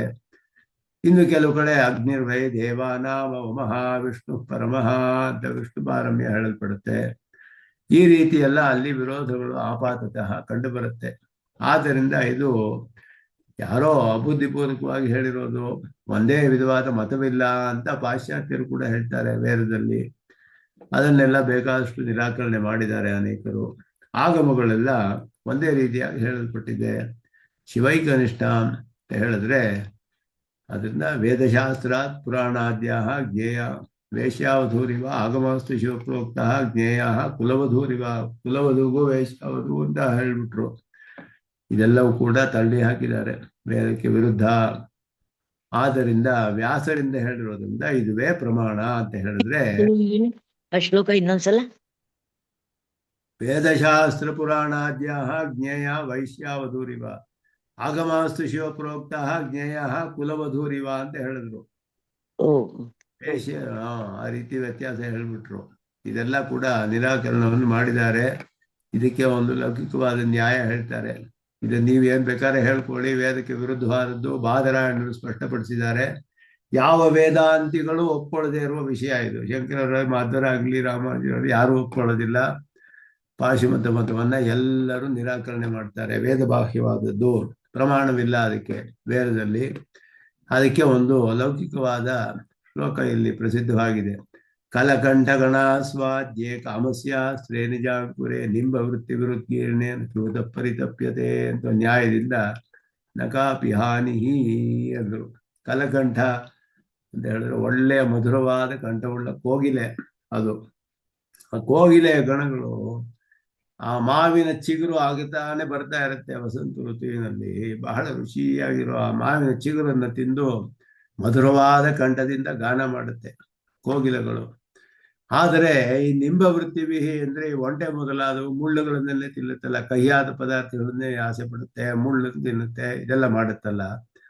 ಆ ಒಂದು ಮಾವಿನ ಚಿಗುರನ್ನು ತಿಂದುಬಿಟ್ಟು ಉಗಿದು ಬಿಡುತ್ತಂತೆ, ಕಹಿ ಅಂತ ಹೇಳಿಬಿಟ್ಟು. ಚೆನ್ನಾಗಿಲ್ಲ ಇದು ಅಂತ ಉಗಿಯುತ್ತಂತೆ. ಆ ಮಾವಿನ ಚಿಗುರಿಗೆ ಏನು ದುಃಖವಿಲ್ಲ ಆದ್ರಿಂದ. ಯಾಕೆ ಅಂದ್ರೆ ಆ ಒಳ್ಳೆಯ ಚಿಗುರನ್ನು ತಿಂದು ಒಳ್ಳೆಯ ಮಧುರವಾದ ಕಂಠದಿಂದ ಕೋಗಿಲೆ ಹಾಡುತ್ತಲ್ಲ, ಅದು ಮುಖ್ಯ.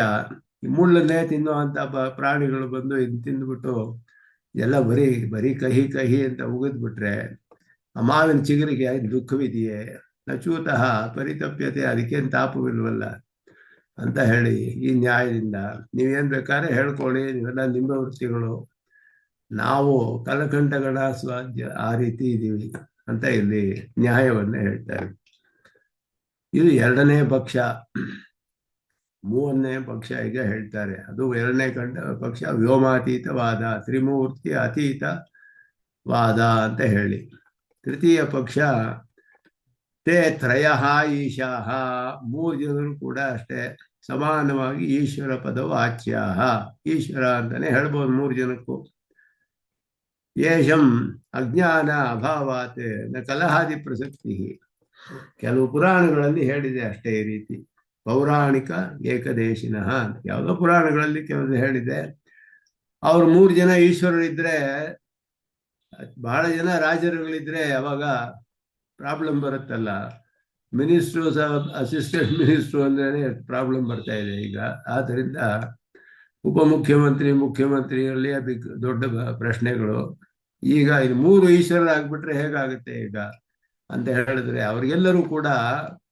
ಎಲ್ಲರೂ ಕೂಡ ಬಹಳ ಸರ್ವಜ್ಞರೇ, ಅವರು ಯಾರಿಗೂ ಅಜ್ಞಾನ ಇಲ್ಲ, ಆದ್ದರಿಂದ ಅವರು ಕಲಹ ಬರೋದಿಲ್ಲ ಅಂತ ಹೇಳ್ತಾರೆ. ಕೆಲವು ಪುರಾಣ ಎಲ್ಲೋ ಹೇಳ್ತಾರೆ ಅಂತ ಹೇಳ್ತಾರೆ. ಇಲ್ಲಿ ಚತುರ್ಥ ಪಕ್ಷ, 4ನೇ ಪಕ್ಷ, ವಿಷ್ಣು ಅನ್ಯ ದೇವತಾ, ವಿಷ್ಣೋ ಅತಿರಿಕ್ತ ಮೂರ್ತಿ ದೇವತಾ ವಿಶೇಷ ಏವ ಇಷ್ಟೇ ಜಗನ್ನೀಯಂತ ಈಶ್ವರ ಪದವಾಚ್ಯ ಭವತಿ ತೇಂ ಪಕ್ಷ ಕಾಪಾಲಿಕಾನಾಂ ಇತಿ ಆನಂದದಾಯಿನಿ ಅಂತ ಹೇಳೋದು. ಆನಂದದಾಯಿನಿ ಅನ್ನೋದು ಒಂದು ತತ್ವಮುಕ್ತ ಕಲಾಪದ ವ್ಯಾಖ್ಯಾನ.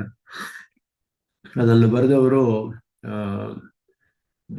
ದೇವರು ಅಂತ ಬರ್ತಾರೆ ಒಬ್ರು, ನೃಸಿಂಹದೇವ ಅಂತ ಅವರಿಗೆ ಹೆಸರು. ನೃಸಿಂಹದೇವ ಅನ್ನುವ ಆಚಾರ್ಯರು ಆನಂದದಾಯಿನಿ ವ್ಯಾಖ್ಯಾನ ನನ್ನ ಹತ್ರ ಇದೆ. ಆ ಪುಸ್ತಕ ಆನಂದದಾಯಿನಿ ವ್ಯಾಖ್ಯಾನ ವಾರಣಾಸಿಯಲ್ಲಿ ಪಬ್ಲಿಷ್ ಆಗಿದೆ. ಆ ಪುಸ್ತಕ ತತ್ವಮುಕ್ತ ಕಲಾಪದ ವ್ಯಾಖ್ಯಾನ. ಅವರು ಇದನ್ನ ಕಾಪಾಲಿಕ ಮತ ಅಂತ ಹೇಳ್ತಾರೆ. ಈ ಕಾಪಾಲಿಕ ಮತ ಎಲ್ಲವೂ ಕೂಡ ಇದರಲ್ಲಿಯೇ ಬ್ರಹ್ಮಸೂತ್ರಗಳಲ್ಲಿಯೇ ನಿರಾಕರಣೆ ಮಾಡಿದೆ. ತ್ರಿಮೂರ್ತಿ ಅಂತರ್ಗತ ಸೇವ ವಿಷ್ಣು ಪಾರಮ್ಯಂ ಯಥಾ ಸಿದ್ಧಾಂತೆ ತಥೈವ ತದಂತರ್ಗತ ಸೇವ ರುದ್ರಸ್ಯ ಶಿವಪದವಾಚ್ಯಸ್ಯ ಪಾರಮ್ಯಂ ಇತಿ ಪೂರ್ವೋಕ್ತ ವ್ಯೋಮಾತೀತವಾದ ವಾದಾತ್ ವೈಲಕ್ಷಣ್ಯಮಿತಿ ವಿಷ್ಣು ಅನ್ಯಮೂರ್ತಿ ಪದಾಭ್ಯಾಂ ಪ್ರತಿ.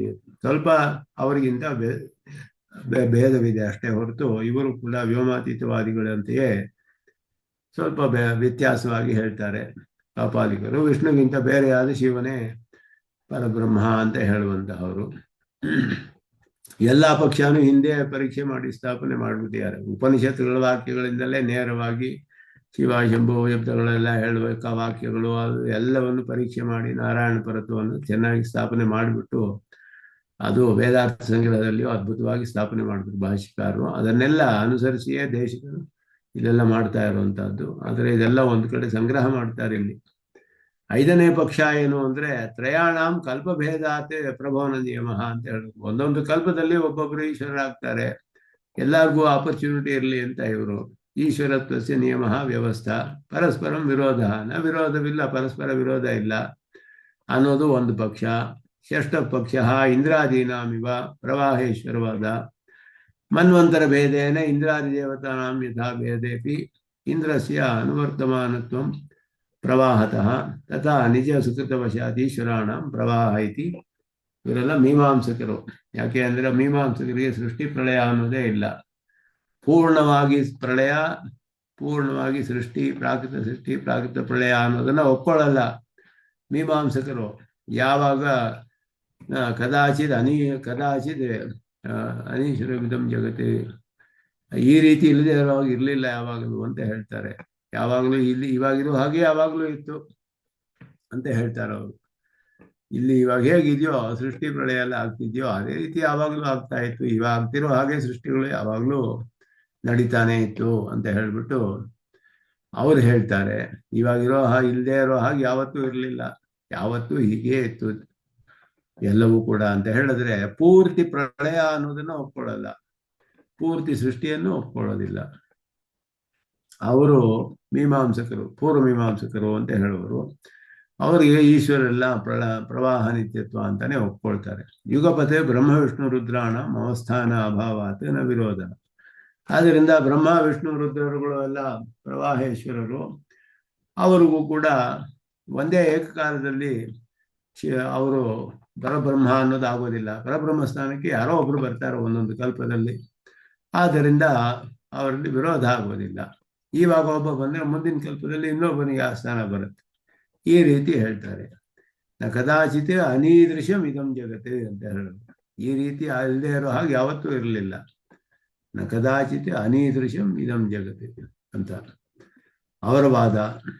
ಮತ್ತೆ 7ನೆಯ ವಾದ. ಎಷ್ಟು ವಾದಗಳನ್ನ ಇಲ್ಲಿ ಹೇಳ್ತಾರೆ. ಇದನ್ನೆಲ್ಲ ರಾಸಿದಲ್ಲಿ ಆತ್ಮೈಕ್ಯಂ ದೇವತೈಕ್ಯಂ ತಿಕ ಸಮಿತಿಗತಾ ತುಲ್ಯತೈಕ್ಯಂ ತ್ರಯಾಣ ಅನ್ಯತ್ರೈಶ್ವರ್ಯಂ ಇತ್ಯಾದಿ ನಿಪುಣ ಗಣಿತೀ ನಾದ್ರಿಯಂತೆ ಹಿ ಸಂತಹ ಅಂತ ಒಂದು ಶ್ಲೋಕದಲ್ಲಿ ಹೇಳ್ತಾರೆ.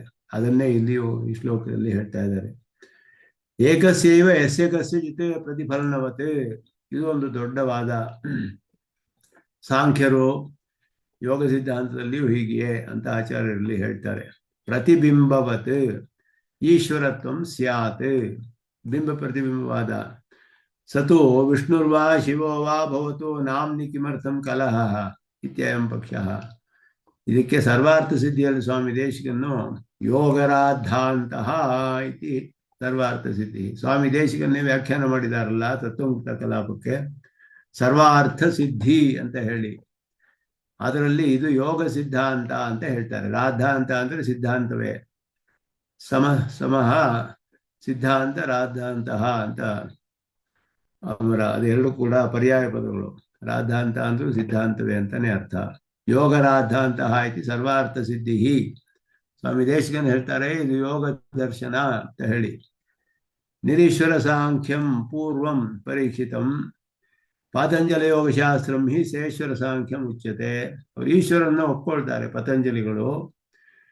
ಆತ್ಮನಾಂ ಸ್ವತಃ ನಿರ್ಧರ್ಮಕತ್ವಾತ್ ಸೃಷ್ಟತ್ವಾದಿಕಮಪಿ ಬುದ್ಧಿಪುರುಷತತ್ವಯೋ ಮುಖ ದರ್ಪಣಯೋರಿವ. ಬುದ್ಧಿ ಅಂತ ಹೇಳಿದ್ರೆ ಅಂತಃಕರಣ, ಅದುವೇ.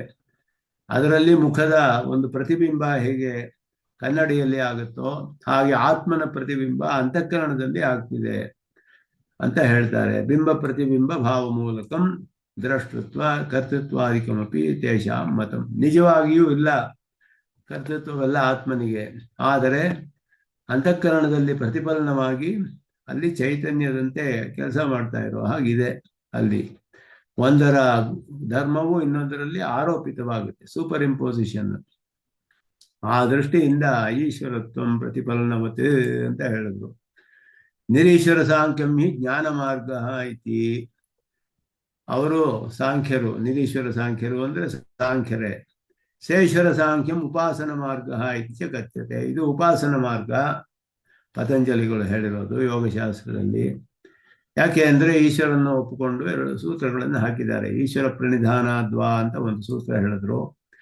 ಅವನು ಯಾರು ಅಂದರೆ ಕಾಯ ಕ್ಲೇಶ ವಿಪಾಕ ಅದೆಲ್ಲ ಆಶಯ ಇದೆಲ್ಲ ಇದಕ್ಕಿಂತ ಮೀರಿದವನು, ಪುರುಷ ವಿಶೇಷ ಈಶ್ವರ ಅಂತ ಅವರು ಹೇಳ್ತಾರೆ. ಅವರು ಅದು ಪತಂಜಲ ಸೂತ್ರ.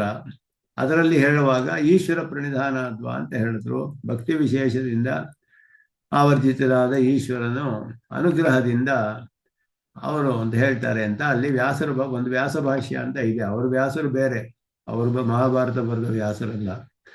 ಪತಂಜಲ ಸೂತ್ರಗಳಿಗೆ ವ್ಯಾಖ್ಯಾನ ಮಾಡಿದ್ದಾರೆ. ಆ ಪುಸ್ತಕವೂ ಇದೆ ನನ್ನ ಹತ್ರ. ವ್ಯಾಸ ಭಾಷ್ಯದಲ್ಲಿ ಇವರು ಹೇಳ್ತಾರೆ ಈ ರೀತಿ, ಭಕ್ತಿ ವಿಶೇಷಾದ ಆವರ್ತಿತ ಈಶ್ವರ ತಮ್ಮ ಅನುಗೃಹಾತಿ ಅಂತ ಹೇಳಿದ್ರು. ಅದು ಮತ್ತೆ ಸಮಾಧಿ ಸಿದ್ಧಿ ಈಶ್ವರ ಪ್ರಣಿಧಾನ ಅಂತ ಇನ್ನೊಂದು ಸೂತ್ರ. ಎರಡು ಸೂತ್ರ ಹೊಂದಿದೆ. ಈಶ್ವರ ಪ್ರಣಿಧಾನಾದ್ವಾ ಸಮಾಧಿ ಸಿದ್ಧಿ ಈಶ್ವರ ಪ್ರಣಿಧಾನ ತಸ್ಯ ವಾಚಕ ಪ್ರಣವ ಅಂತ ಮಧ್ಯೆ ಬರುತ್ತೆ ಸೂತ್ರ. ಅವನ ಪ್ರಣವೋ ಅವನನ್ನು ತಿಳಿಸುತ್ತೆ ಅಂತ ಹೇಳಿಬಿಟ್ಟು, ಇದರಲ್ಲಿ ಈಶ್ವರ ಪ್ರಣಿಧಾನಾದ್ವಾ ಅನ್ನುವ ಸೂತ್ರವು ಸಮಾಧಿ ಸಿದ್ಧಿಗೆ ಈಶ್ವರ ಪ್ರಣಿಧಾನಸ್ಯ ಶೈಘ್ರ್ಯ ಹೇತುತ್ವ ಪರಂ. ಈಶ್ವರನ ಒಂದು ಭಕ್ತಿ ಮಾಡಿದ್ರೆ ಸಮಾಧಿ ಬೇಗ ಸಿಕ್ಕಿಬಿಡುತ್ತೆ ಅವರಿಗೆ ಅಂತ ಹೇಳಿ, ಆತ್ಮಧ್ಯಾನ ಆತ್ಮ ಸಾಕ್ಷಾತ್ಕಾರ ಬೇಗ ಆಗುತ್ತೆ ಅಂತ ಹೇಳೋದಕ್ಕೆ ಈ ಸೂತ್ರವನ್ನು ಹೇಳಿದ್ರು. ಎರಡನೆಯದು ಸಮಾಧಿ ಸಿದ್ಧಿ ಈಶ್ವರ ಪ್ರಣಿಧಾನಾತ್ ಅಂತ ಹೇಳುವಾಗ ಸಮಾಧಿಗೆ ಕಾರಣವೇ ಅಂತ ಹೇಳುವಂತಹ ಅವರು. ಈಶ್ವರನ ಭಕ್ತಿಯೇ ಸಮಾಧಿಗೆ ಕಾರಣ ಅಂತ ಒಂದು, ಇನ್ನು ಈಶ್ವರನ ಸಮಾಧಿ ಬೇಗ ಸಿಗುತ್ತೆ ಅಂತ ಹೇಳೋದು ಒಂದು ಅರ್ಥ. ಈ ರೀತಿ ವ್ಯಾಸ ಭಾಷ್ಯಗಳಲ್ಲಿ ಅರ್ಥ ಮಾಡಿದ್ದಾರೆ. ಅದರಲ್ಲಿ ಇದೆಲ್ಲವೂ ಕೂಡ ಇದು ಕೂಡ ಏತೇನ ಯೋಗ ಪ್ರತ್ಯುಕ್ತ ಅಂತ ಹೇಳಿಬಿಟ್ಟು ಬಾದರಾಯಣರು ಪತಂಜಲಿಗಳ ಮತವನ್ನು ಕೂಡ ನಿರಾಕರಣೆ ಮಾಡಿದ್ದಾರೆ ಬ್ರಹ್ಮಸೂತ್ರದಲ್ಲಿ. ಉಕ್ತ ಸಮುಚ್ಚಯಾರ್ಥತ್ವ ಪೂರ್ವ ಶ್ಲೋಕೋಕ್ತೇಶು ಅನ್ಯರೇವ. ಮಿಕ್ಕ ಪಕ್ಷಗಳು ಕೂಡ ಎಲ್ಲ ಇದರಲ್ಲಿ ಸೇರಿದೆ ಅಂತ ಹೇಳಿದ್ರು. ಕೆಲವರು ಹೇಳಿದ್ರು ಜ್ಞಾನ ಇಚ್ಛಾ ಪ್ರಯತ್ನ ಮಾತ್ರ ವಿಶೇಷ ಗುಣವಾನ್. ಇಷ್ಟು ಮಾತ್ರ ಈಶ್ವರ ಅಂದ್ರೆ ಯಾರು ಅಂದ್ರೆ ಜ್ಞಾನ ಇಚ್ಛಾ ಪ್ರಯತ್ನ 3 ಗುಣಗಳಿದ್ರೆ ಸಾಕು ಈಶ್ವರನಾಗೋದಕ್ಕೆ. ಆ ಥರ ಯಾರಿದೆಯೋ ಅವನೇ ಒಬ್ಬ ಈಶ್ವರ ಅಂದ್ರು. ಆನಂದಾದಯ ದಯಾ ವಾತ್ಸಲ್ಯಾದಯಶ್ಚ ನತಸ್ಯ ಗುಣಾಃ. ಆನಂದ ದಯೆ ವಾತ್ಸಲ್ಯ ಎಲ್ಲ ಇಲ್ಲ ಅವನಿಗೆ. ಜ್ಞಾನ ಇಚ್ಛೆ ಪ್ರಯತ್ನ 3 ಇದೆ ಅಷ್ಟೇ. ಆದ್ದರಿಂದ ಅವನಿಗೆ ಸೃಷ್ಟಿ ಮಾಡೋದು ಹೇಗೆ ಅಂತ ಗೊತ್ತು. ಸಂಕಲ್ಪ ಮಾಡ್ತಾನೆ, ಪ್ರಯತ್ನ ಮಾಡ್ತಾನೆ, ಸೃಷ್ಟಿ ಮಾಡ್ತಾನೆ. ಅವನಿಗೆ ಬೇರೆ ಏನು ಗುಣಗಳಿಲ್ಲ ಅಂತ ಕೆಲವರು ಹೇಳ್ತಾರೆ. ಆನಂದಾದೀನ ಜಗತ್ ಕಾರಣತ್ವೇ ಅನುಪಯೋಗಾತ್. ಆನಂದ ಎಲ್ಲ ಇಟ್ಕೊಂಡು ಜಗತ್ ಕಾರಣಕ್ಕೆ ಏನು ಬೇಕು? ಜ್ಞಾನ ಇಚ್ಛೆ ಪ್ರಯತ್ನ ಇದ್ರೆ ಸಾಕು ಕಾರ್ಯ ಮಾಡೋದಕ್ಕೆ ಅಂತ ಕೆಲವರು ಹೇಳ್ತಾರೆ. ಕೆಲವರು ಹೇಳಿದ್ರು ಜ್ಞಾನೇಚ್ಛಾ ಪ್ರಯತ್ನ ಏವತಸ್ಯ ಗುಣಾಃ ಇತಿ ಕೇಚಿತ್. ಇಚ್ಛಾಪಿ ಲೋಕೋತ್ತರಸ್ಯ ತಸ್ಯ ಕಿಮರ್ಥ ಇತಿ ಜ್ಞಾನಯತ್ರ ಮಾತ್ರ ಮಿತಿ ಕೇಚಿತ್. ಅವನು ಲೋಕಕ್ಕಿಂತ ಮೇಲಿರುವಂತಹವನು, ಇಚ್ಛೆ ಯಾಕೆ ಬೇಕು ಅವನಿಗೆ? ಜ್ಞಾನ ಪ್ರಯತ್ನ ಸಾಕು, ತಿಳಿದಿದ್ದಾನೆ, ಪ್ರಯತ್ನ ಮಾಡಿಬಿಡ್ತಾನೆ, ಸಂಕಲ್ಪವೂ ಮಾಡ್ಬೇಕಾಗಿಲ್ಲ ಅವನು ಅಂತ ಇನ್ನೂ ಕೆಲವರು ಹೇಳ್ತಾರೆ. ಎಲ್ಲಾ ಪಕ್ಷಗಳು ಕೂಡ ಇಲ್ಲಿ ತಾರ್ಕಿಕರೇ, ಎಲ್ಲ ತಾರ್ಕಿಕರ ಪಕ್ಷಗಳೇ ಎಲ್ಲ ತರ್ಕದಿಂದಲೇ ಇದನ್ನೆಲ್ಲ ಊಹೆ ಮಾಡಿ ಸ್ಥಾಪನೆ ಮಾಡುವಂತವ್ರು ಅನೇಕ ಪಕ್ಷಗಳು ಇದರಲ್ಲಿ ಹೇಳಿರೋದು. ಇತಿ ಅಷ್ಟಮಃ ತಾರ್ಕಿಕಾಣಾಂ ಪಕ್ಷಾಹ ವಿವಕ್ಷಿತಾಹ. ಇದರೆಲ್ಲ ತಾರ್ಕಿಕರೇ ಈ ರೀತಿ ಎಲ್ಲ ವಾದ ಮಾಡು. ಆ ತಾರ್ಕಿಕರಲ್ಲಿ ಎಷ್ಟೋ ಭೇದಗಳಿದೆ, ಬೇರೆ ಬೇರೆ ಆಚಾರ್ಯರು ವಿಧ ವಿಧವಾದ ರೀತಿಯಲ್ಲಿ ಇದೆಲ್ಲ ಮಾಡಿದ್ದಾರೆ.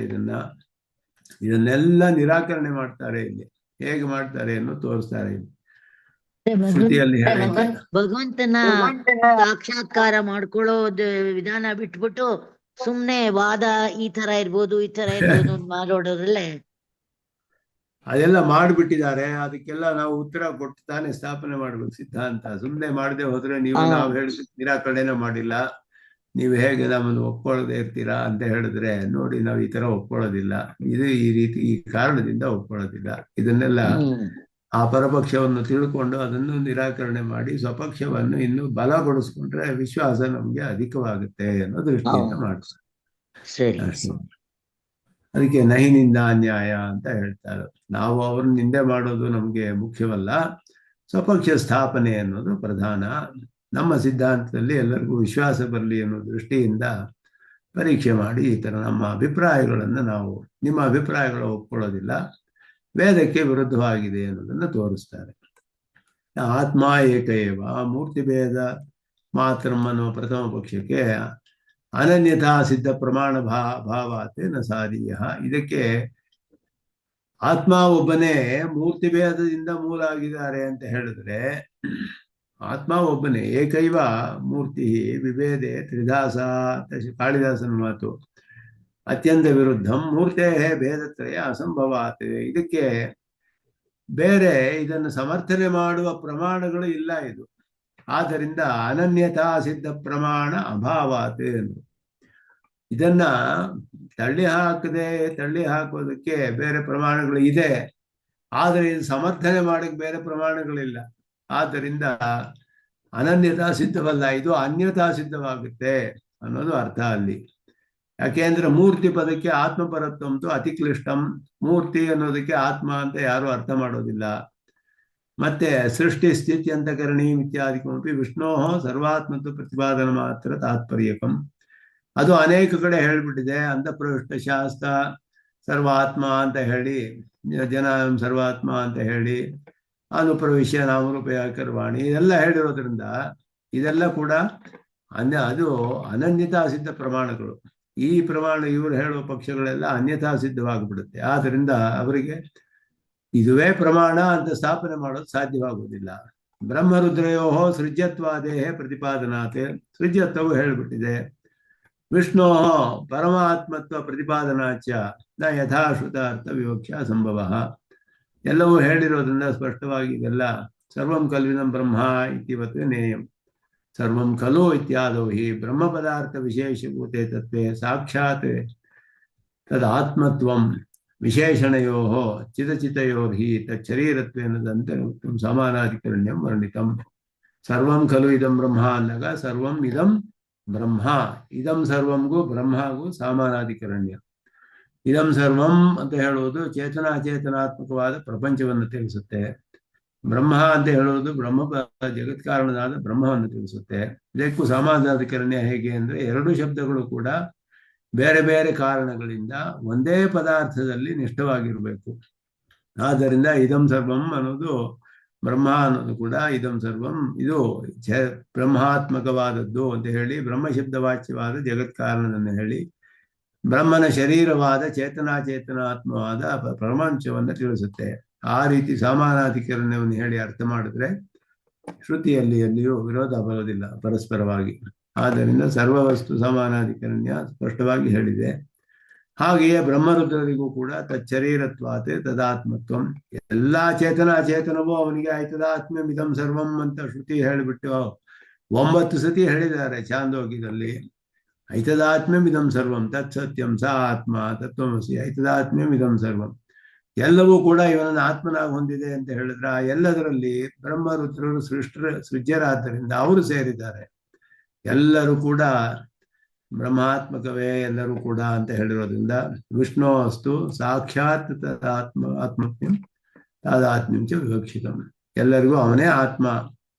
ಆದ್ದರಿಂದ ವಿಷ್ಣು ಸಕಾಶಾತ್ ಉದ್ಭೂತಂ ಜಗತೆ ಇತ್ಯಾದಿನ ವಿರೋಧ ಪ್ರಸಂಗ. ಪುರಾಣಗಳಲ್ಲಿಯೂ ವಿರೋಧ ಬರುತ್ತೆ, ಶ್ರುತಿಗಳಲ್ಲಿಯೂ ವಿರೋಧ ಬರುತ್ತೆ. ಇದೆಲ್ಲ ಕೂಡ ಆದ್ದರಿಂದ ತ್ರಿಮೂರ್ತಿಯ ಅಂತರ್ಗತಸ್ಯ ವಿಷ್ಣು ಕಥಂ ಬ್ರಹ್ಮ ಅಭೇದ ಅಂತ ಹೇಳಿದ್ರೆ ಅದು ದೇವತಾ ರೂಪದಲ್ಲಿ ಅವತಾರ ಮಾಡಿದ್ದಾನೆ. ರುದ್ರನಿಗೂ ಚತುರ್ಮುಖ ಬ್ರಹ್ಮನಿಗೂ ಒಂದು ವಿಶೇಷವನ್ನ ಉಂಟು ಮಾಡೋಕ್ಕೋಸ್ಕರ ಪರಮಾತ್ಮನು ವಿಷ್ಣುವಿನ ರೂಪವಾಗಿ ಅವತಾರ ಮಾಡಿ ಅವರೊಡನೆ ಇದ್ದು ಅವರಿಗೆ ಅಂತರ್ಯಾಮಿಯಾಗಿದ್ದು ಅವರ ಮೂಲಕವನ್ನು ಕೆಲಸ ಮಾಡ್ತಾನೆ. ವಿಷ್ಣು ಸಾಕ್ಷಾತ್ ಅವನ ಅವತಾರವೇ ಅನ್ನೋದು ಅದಕ್ಕೆ ಪ್ರಮಾಣಗಳಿದೆ. ಅದನ್ನೆಲ್ಲ ಹಿಂದೆ ಸ್ಥಾಪನೆ ಮಾಡಿದ್ರು. ವೇದಾರ್ಥ ಸಂಗ್ರಹದಲ್ಲಿಯೋ ಭಾಷ್ಯದಲ್ಲಿಯೋ ಎಲ್ಲ ಮಾಡಿದ್ದಾರೆ. ತಸ್ಯ ಸ್ಥಿತು ಹೇತುತ್ವ ಮಾತೃಕಥನಾತೆ ಸೃಷ್ಟಿ ತಸ್ಯ ಬ್ರಹ್ಮರುದ್ರಯೋ ಅವರಿಗೆ ಹೇಳಿದೆಯಲ್ಲ ಅಂದ್ರೆ ಸ್ಥಿತಿ ಹೇತುತ್ವಸ್ಯ ಸಾಕ್ಷಾತ್ ತನ್ನಿಷ್ಠತ್ವೇನ ಸೃಷ್ಟಿ ಲಯ ಹೇತುತ್ವಯೋ ಬ್ರಹ್ಮರುದ್ರದ್ವಾರ ತನ್ನಿಷ್ಠತ್ವೇನ ವಿಷ್ಣು ಸರ್ವಕಾರಣತ್ವ ಸಿದ್ಧೇನ ಅನಪಾಯಾತ್ ಸಿದ್ಧೇ ಅನಪಾಯಾತ್. ಅವರಿಗೆ ಕೆಲವರಿಗೆ ಅವನಿಗೆ ಅದ್ವಾರಕ, ಕೆಲವು ಸದ್ವಾರಕ. ಬ್ರಹ್ಮ ಮತ್ತೆ ಚತುರ್ಮುಖ ಬ್ರಹ್ಮ ಮತ್ತು ರುದ್ರರಿಗೆ ಅಂತರ್ಯಾಮಿಯಾದ ವಿಷ್ಣುವಿನ ಮೂಲಕ ಸೃಷ್ಟಿ ಲಯ ಕಾರಣತ್ವ ಆಗುತ್ತೆ. ವಿಷ್ಣುವಿಗೆ ಸಾಕ್ಷಾತ್ತಾಗಿ ಸ್ಥಿತಿ ಕಾರಣವಾಗುತ್ತೆ ಅದ್ವಾರಕವಾಗಿ. ಅದು ಒಂದು ಅವನ ಅವತಾರ ಅಂತಾನೆ ಎಲ್ಲ ಕಡೆಯೂ ಹೇಳಲ್ಪಟ್ಟಿದೆ. ಆದ್ದರಿಂದ ಇಲ್ಲಿ ಇದೆಲ್ಲವೂ ಕೂಡ ಸ್ಪಷ್ಟವಾಗಿ ಹೇಳಿದೆ. ಪಂಚರಾತ್ರಗಳಲ್ಲಿ ಕೂಡ ಪಾಂಚರಾತ್ರ ಆಗಮಗಳಲ್ಲಿ ವ್ಯೂಹಗಳೆಲ್ಲ ಹೇಳಲ್ಪಟ್ಟಿದೆ. ಅಲ್ಲಿಯೂ ಹಾಗೆ ತ್ರಯಮಪಿ ವಿಷ್ಣುವರೇವ ಸಾಕ್ಷಾತ್ ವರ್ಣ್ಯತೆ. ವಿಷ್ಣುವೇ ಎಲ್ಲವೂ ಪಾಂಚರಾತ್ರಿಯಲ್ಲಿ ಸಂಕರ್ಷಣ, ಅನಿರುದ್ಧರು ಮೊದಲಾದರೂ ಕೂಡ ರುದ್ರ ಚತುರ್ಮುಖ ಅಧಿಷ್ಠಾತೃತ್ವಾತ್ ಲಯ ಸೃಷ್ಟಿಯೋ ಸದ್ವಾರಕತ್ವಸ್ಯೈವ ವಿವಕ್ಷಿತತ್ವಾತ್. ಅಲ್ಲಿಯೂ ರುದ್ರ ಚತುರ್ಮುಖರೆಲ್ಲ ಸದ್ವಾರಕ ಅಂದ್ರೆ ಅಂತರ್ಯಾಮಿಯ ಮೂಲಕವೇ ಅವರಿಗೆ ಸೃಷ್ಟಿ ಲಯವೆಲ್ಲವೂ ಕೂಡ ಹೇಳಲ್ಪಟ್ಟಿದೆ ಅಂತ ಹೇಳಿದ್ರು. ಈ ರೀತಿ ಈ ಪಕ್ಷಗಳನ್ನೆಲ್ಲ ಹೇಗೆ ನಿರಾಕರಣೆ ಮಾಡ್ತಾರೆ ಅನ್ನೋದನ್ನ ನೋಡ್ತಾರೆ. ತ್ರಿಮೂರ್ತಿ ಉತ್ತೀರ್ಣವಾದವು ಹಾಗೆಯೇ ಇದರಿಂದಲೇ ನಿರಸ್ತವಾಗಿದೆ. ತ್ರಿಮೂರ್ತಿ ಅಂತರ್ಗತ ವಿಷ್ಣುರೇವ ಪರಬ್ರಹ್ಮತ್ವಾತ್ ಅತ್ರ ವಕ್ತವ್ಯಂ ಸರ್ವಂ ಪೂರ್ವಮೇವ ಅಭಿಹಿತಂ ಅಂದ್ಬಿಟ್ಟು ತಸ್ಮಿನ್ ಯದಂತಹ ಇತಿ ಪರಮಾತ್ಮ ಗುಣಾಃ ಉಪಾಸ್ಯತ್ವೇನ ಉಪದಿಶ್ಯಂತೆ ಇತಿ ಶ್ರೀಭಾಷ್ಯೆ ದಹರಾಧಿಕರಣೆ ಸ್ಥಾಪನಾತ್ ನಾತ್ರ ವ್ಯೋಮಾತೀತವಾಸ್ಯ ಪ್ರಸಕ್ತಿ ಅಧಿಕಂ ವೇದಾರ್ಥ ಸಂಗ್ರಹೇ ದ್ರಷ್ಟವ್ಯಂ. ಪರಮಾತ್ಮನ ಗುಣಗಳು ಹೇಳಲ್ಪಟ್ಟಿದೆ. ಗುಣವಿಶಿಷ್ಟನಾದ ಪರಮಾತ್ಮ. ದಹರ ವಿದ್ಯೆಯು ಅಲ್ಲಿ ಹೇಳಿರುವಂತಹದ್ದು ಸಗುಣ ಬ್ರಹ್ಮೋಪಾಸನೆ ಅಂತ ಎಲ್ಲರೂ ಒಪ್ಕೊಳ್ತಾರೆ. ಅದನ್ನು ಯಾರು ಸಗುಣ ಬ್ರಹ್ಮೋಪಾಸನೆ ತಳ್ಳಿ ಹಾಕಕ್ಕಾಗೋದಿಲ್ಲ. ದಹರ ವಿದ್ಯೆ ಎಲ್ಲರಿಗೂ ಕಷ್ಟ, ಬಿಕ್ಕಿದವ್ರಿಗೆಲ್ಲ ಪ್ರತಿಪಾದನೆ ಮಾಡೋಕೆ ಸಗುಣ ಬ್ರಹ್ಮೋಪಾಸನೆಯೇ ಅಲ್ಲಿ ಹೇಳಿರೋದು ಸ್ಪಷ್ಟವಾಗಿ ತಿಳಿಯುತ್ತೆ. ಆ ಸಗುಣ ಬ್ರಹ್ಮವೇ ಪರಬ್ರಹ್ಮ ಅಂತ ನಮ್ಮ ಸಿದ್ಧಾಂತ. ಆದ್ದರಿಂದ ಅದರಲ್ಲಿ ಯಾವ ಒಂದು ವಿರೋಧವೂ ಇಲ್ಲ. ಎಲ್ಲರೂ ಈಶ್ವರರು ಅಂತ ಹೇಳುವಾಗ ಏಕತ್ವ ಪ್ರತಿಪಾದಕ್ಕೆ ಏಕಮೇವ ದ್ವಿತೀಯಂ ಇದಕ್ಕೆಲ್ಲ ಶ್ರುತಿ ವಿರೋಧ, ನೇರವಾಗಿ ವಿರೋಧ ಬರುತ್ತೆ.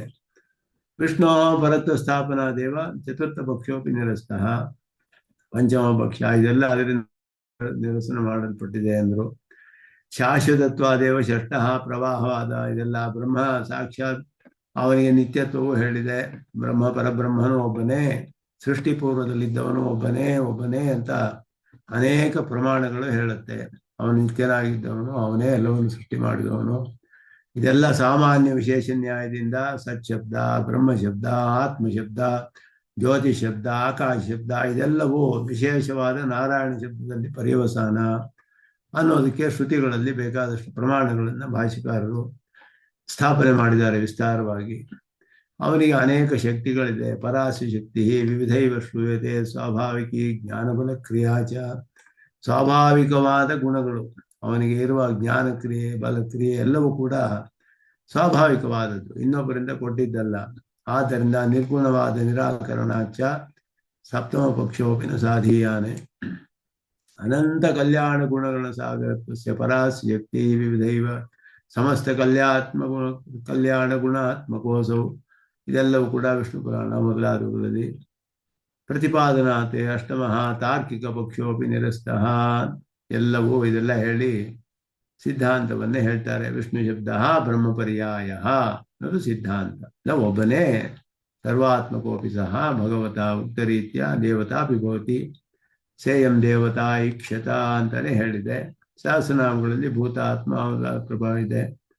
ಎಲ್ಲ ಅರ್ಥದಲ್ಲಿಯೂ ಕೂಡ ಅವನೇ ಸರ್ವವ್ಯಾಪಕನಾದವನು ಅಂತ ಹೇಳಿ, ಎಲ್ಲ ಕ್ಷೇತ್ರಗಳಲ್ಲಿಯೂ ಸರ್ವವ್ಯಾಪಕನಾದ ಪರಮಾತ್ಮನೇ